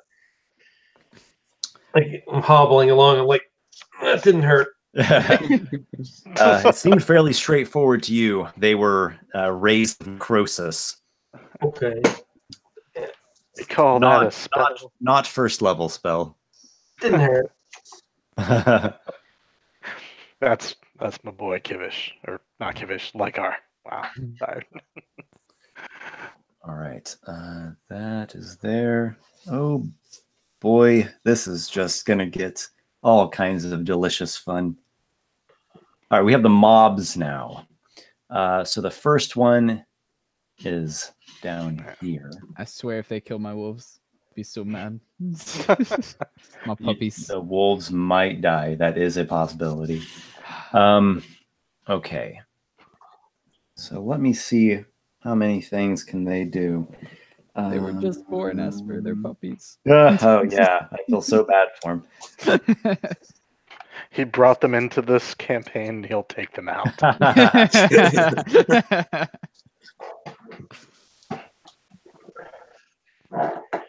Okay, so the Tanaruk takes 7 points of damage. I'm sorry, which one? The orc demon. Oh, the orc demon. Oh, sorry. The first dire wolf takes 9 points of damage. How much? Wait, I'm sorry. How much to the Tanaruk? 7. I said He 7, will- right? Yeah, Yeah, and you then said 9, 7. 9 Yeah. to the first dire wolf. Tanaruk takes 7 and then he bites back at 1 with his Okay. reaction. Okay, he does have disadvantage. Of course. And 6 damage to the second dire wolf. They are still standing. And 4 damage to Kivish. Well, at least Those- Kivish took the least damage. That's good. A 13 hit. Yes. All right. I rolled the exact same number on both dice, so I was like, oh, I'll just add my +7. Let's see. So his bite does a D8. That's a D10. All right. Wow. All right. He did 12 points of damage as he bites the guy who's kicking him. All right. He rips off that guy's leg with his massive jaws. Ah! The other mob falls upon the giant elk. Oh, no. Giant elk stats. Let me do math real quick. Okay. They grab a hold of you. They restrain you. Bad touch. Make a strength saving throw.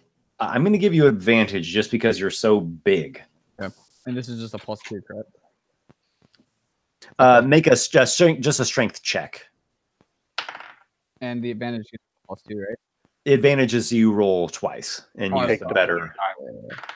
That one fell off. That one fell off. That is a 21. Okay. Yeah, they just can't get you pulled down.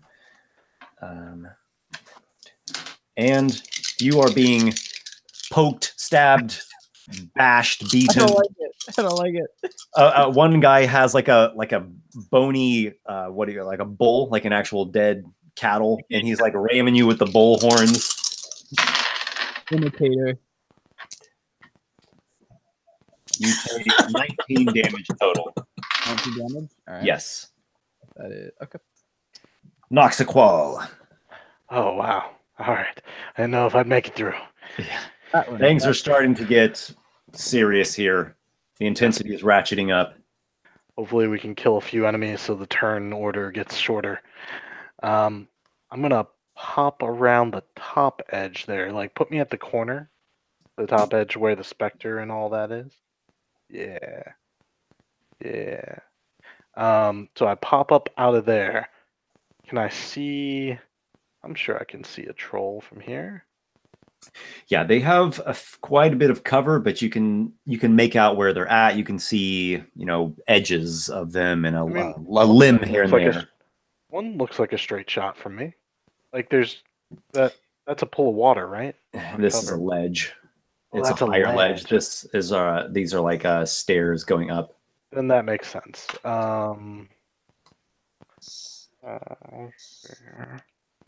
Give me 1 second. Yeah, it's like a natural stony shelf, and then they've hewn some basic steps going up. It's not very high up, but it's enough where it's blocking stuff. No, that makes sense. I'll take a pot shot with some Eldritch Blast and then tell Lykar to shoot his spell and then get behind the wall with me because I'm going back around the wall after I Eldritch Blast. So here are my shots. You apply whatever cover bonuses you need to. Yep. Unnatural 20 and a 16. Those are both hits. All right. Oh, sorry. One's a miss. Cover. No hits. 20 does not hit. All right. Narrowly misses.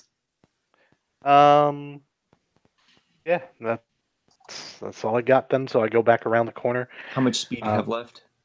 Actually, real quick, before I started down below the thing, so that would have been 10, 20, about 25, so I could probably get back around just the edge of the wall. It's like, oh my gosh, I'm moving the wrong guy now.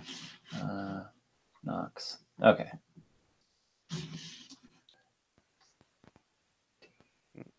$20. Okay, there you go. And just, yeah, get me right there. Just curious, did I see the Swamp Queen at all?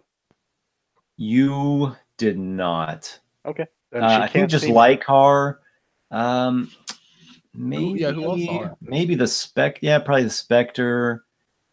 Kivish, I don't think had a line of sight.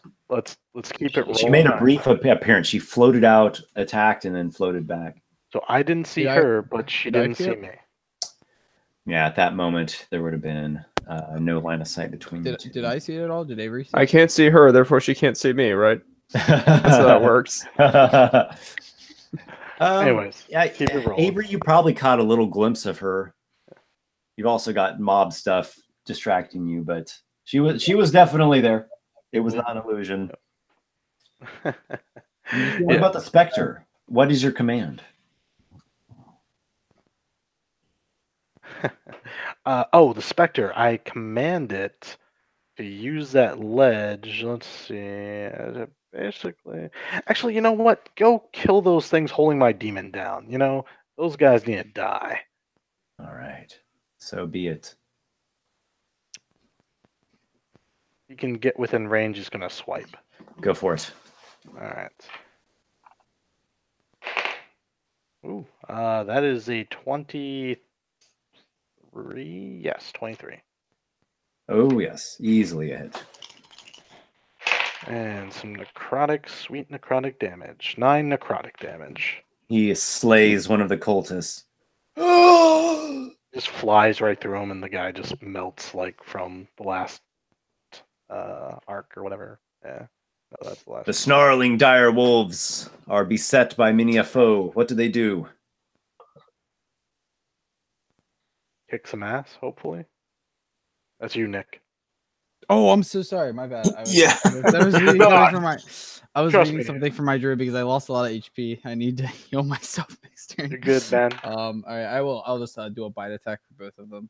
So the first one is going to be a 13, I believe. I don't think I get any pluses to it. I might though. Let me check. 13 hits. Get your pack tactics. 13 will hit. Okay, it's actually an 18 altogether. Yeah, but yeah. And then the second one is, or actually it'd be like 20, but or I'd roll again for the advantage. But the next one is always 20 roll as well. Advantage. You might get a crit. I got 18. Oh, that's true. So I'll roll advantage again. Not a crit.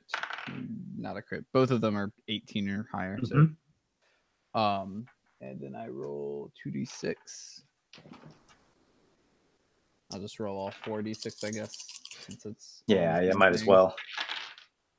7, 10, 11, 17 damage. All right.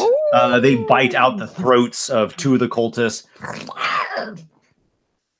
Good. That's what they get for poking me and my wolves. Where is Orgrim? Come on, Orgrim. Oh, also they if it is a creature, I don't know if this matters since there's a mob, but they are not prone unless they make a saving throw on a strength saving throw. No, they're dead. So okay. Yeah, no, they're very prone. Okay. You're prone now. Come on, Orgrim. All right.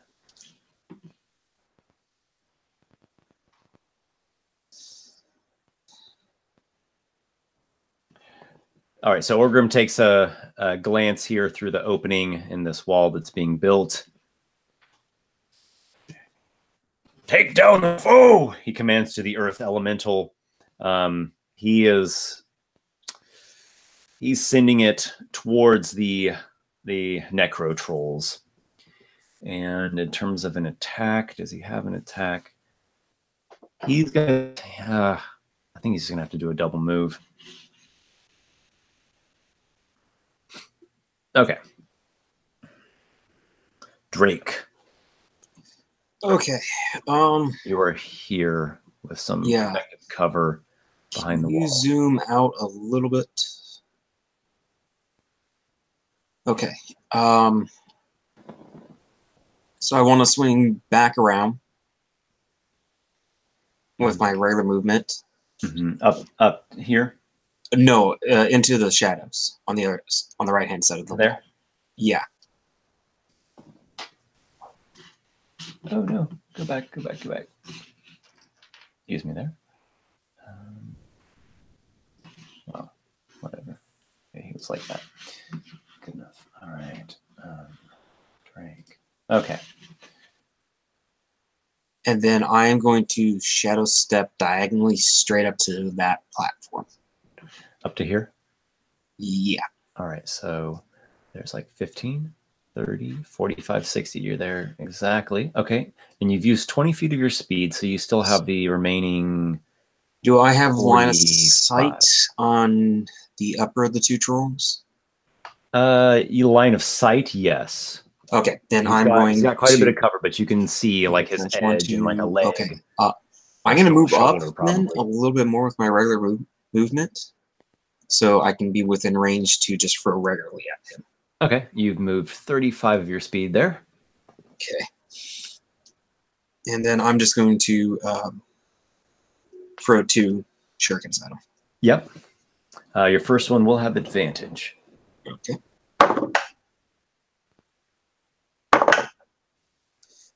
That actually helped.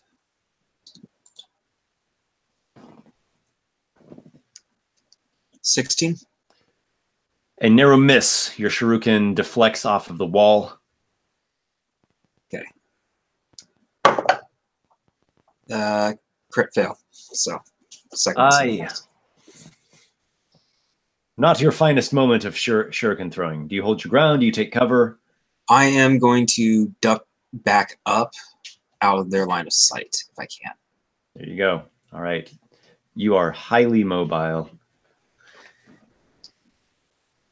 And it is the trolls. The trolls go. All right. So they were not happy about that fire. Not in the least.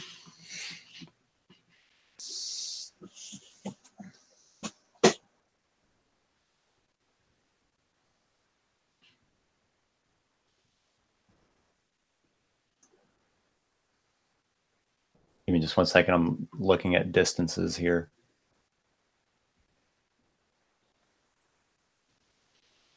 That's usually what I'm doing when it's not my turn. Yeah. I'm counting distance to figure out how to maneuver the best I can.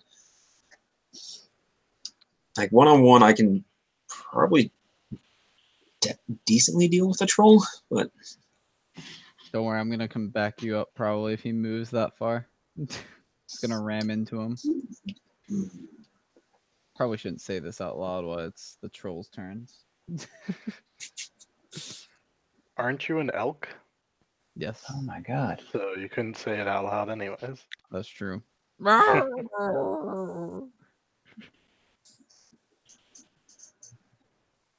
The trolls come thumping out in that sort of direction.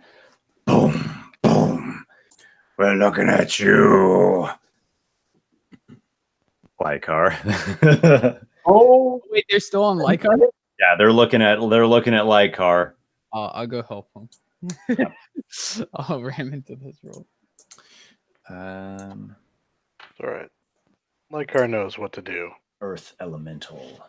Run away. Earth Elemental is going to engage at the command of Orgrim.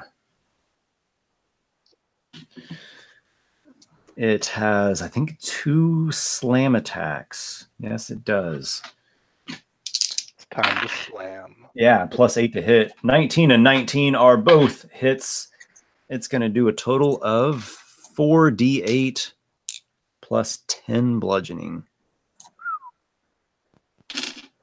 is that per attack or total? That's when it for both the slams. Oh, okay. 26, 32, 39. Oh wow. I cannot wait till I can transform into one of those. They can do massive amounts of damage, and they're really good at kicking. Boom! Ugh. The troll really felt that. Avery. 10, 20, 30. Okay. Okay. First, You are in the midst of a mob. They're Yeah. all over you. They are. You are restrained. Oh, I am restrained. Yes.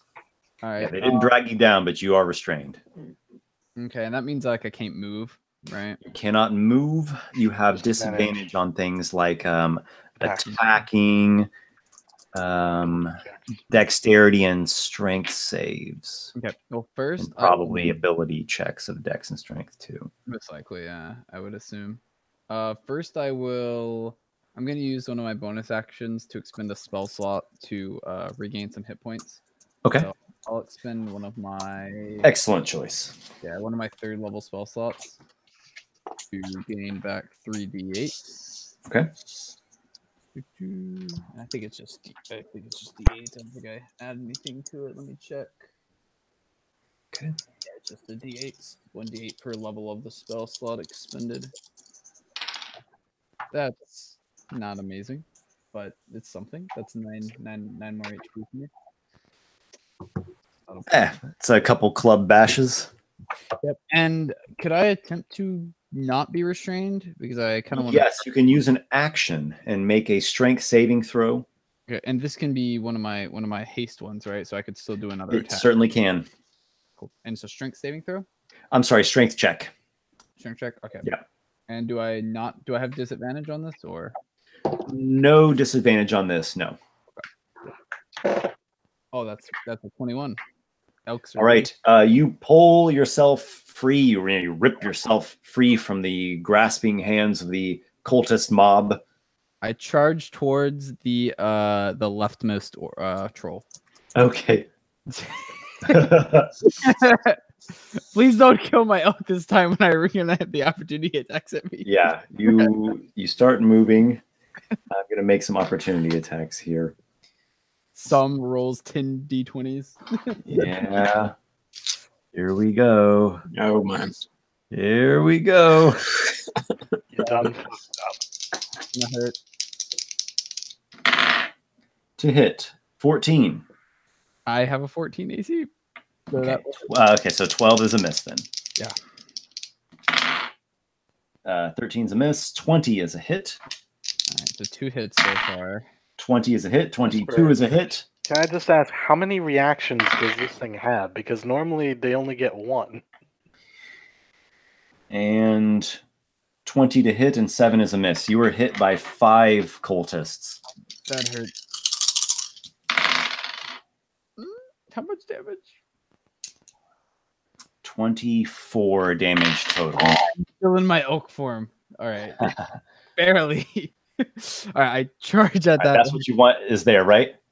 Yeah, right there. that Or guy, actually, is it possible to charge into it and sort of like also get myself where I'm positioned like in front of our sorcerer? Sort of like protect him a bit since he got hit pretty bad. Is that possible? I don't know if it's possible. There would be the most possible. Okay, I'll do that then. And I'll do my my ram attack. Yeah. If you still have speed after the attack, you could move some more. I might. I started there, so that's 10. Yeah. Can you keep moving after this? As long as you can keep moving, you have like 70 feet because of haste, or maybe even more. Who knows how fast that giant elk is? All right, that'll work then. So I'll do my ram attack with my charge, which will. And then you can like end up like that. That's a 14 to hit. Just a block. Oh, Your antlers are met with thick troll hide. Yikes. Well, that's my turn. Druid.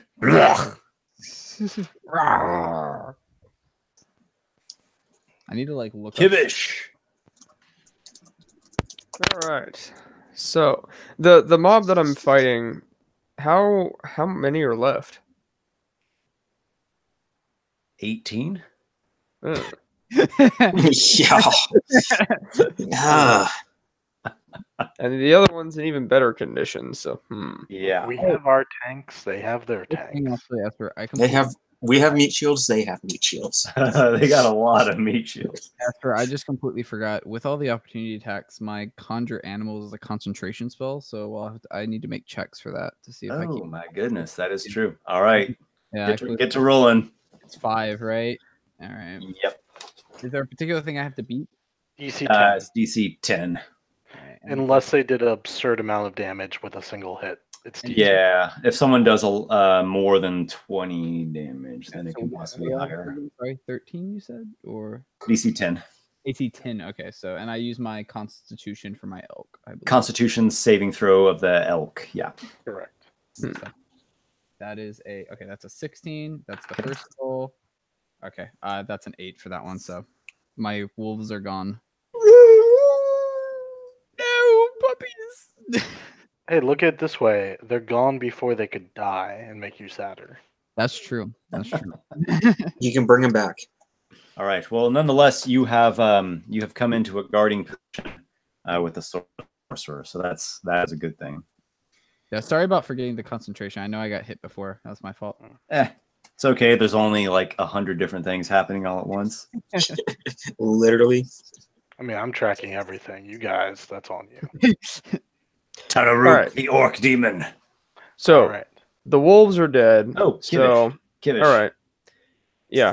Then- Wolves are dead, then so you're all okay. right. I guess I need to keep fighting these guys. I can't just rely on those two. So, yeah, it's time. It's time for Kivish to say that word he learned a little while ago. That word Karnathir, which is the name of the staff. That's his staff of the adder to activate the snake part, so he can whack him with a snake. But does it really mean open up? It might.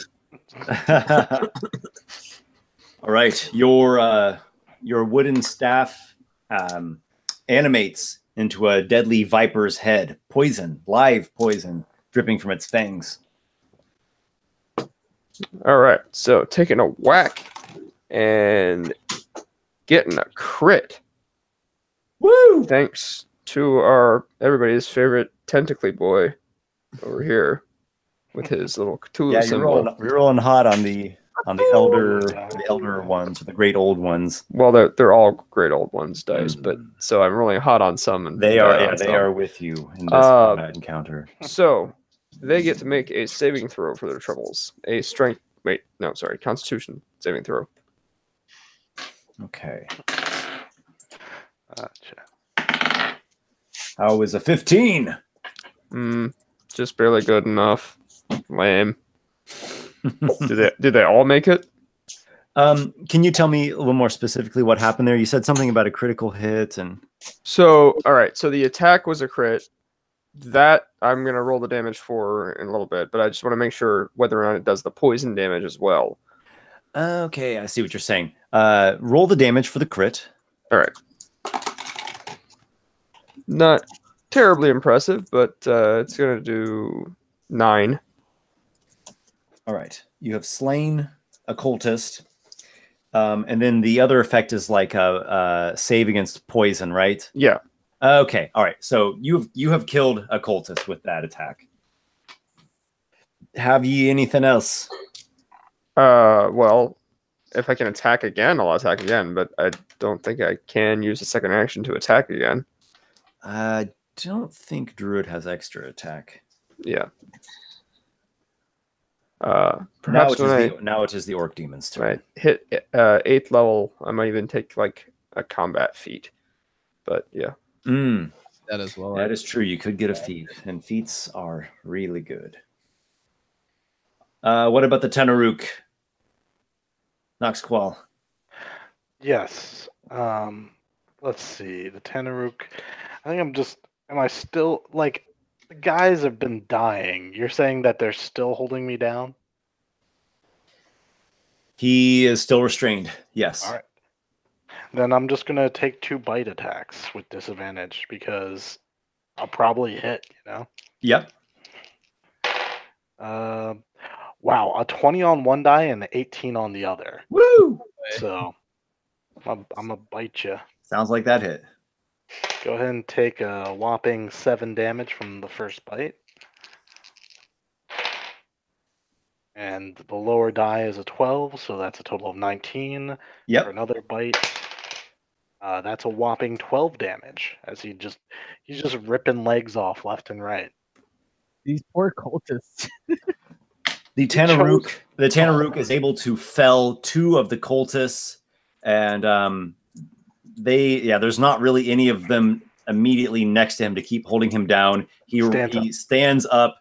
He picks up his weapon that's just like lying there in a pool of blood and guts. Roll the saving throw, Esper. Oh, yes. Natural 1. It is in a bloodlust to kill these cultists. I just say, good.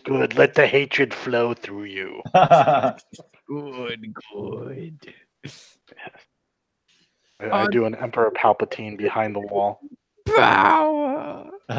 Do you command the white to do anything specific? Is it the white's turn? Oh, the white. Yep. Yes. Otherwise, he's going to take another shot at the mob here.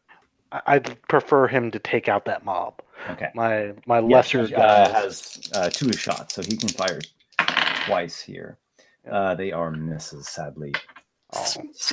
Oh, mob! Wow. I know, right? Yeah. Glad I didn't miss on like the trolls and whatnot. Lykar. Oh boy. Well, You have a giant oak protecting you this time. That's almost dead, but Yeah. Still take cover behind the wall. It's safer. yeah, I think I'm gonna go around the wall, like go back to the west, and then go to the south. Or you could cast the spell first, then go behind the wall. or you could get on my back and then cast the spell. Or do any of the above. Because I'm almost dead. That's fair. So I'm gonna cast. Oh golly, what do I want to cast here? Remember, you should Where have I put the token, that's 30 feet of movement, and I mean you could have cast before moving or after moving. I don't want them to see me casting, so just to take a 1 round breather, I'm going to cast invisibility on myself. Okay. I can drink potions while I'm invisible. Yes. Absolutely. Yes, you can. Okay. All right, so you've gone invisible. And what do we think about pausing here? We've just completed a round of combat. I see what you're saying. We've played for a little over 3 hours now. I'm perfectly fine with pausing. I could use some sleep. Yeah, I am down for pausing. I think this is an opportune moment for pausing. But to finish things up, let's take a vote on inspiration. Oh yeah, inspiration. That's a thing. A second here. Which one of you?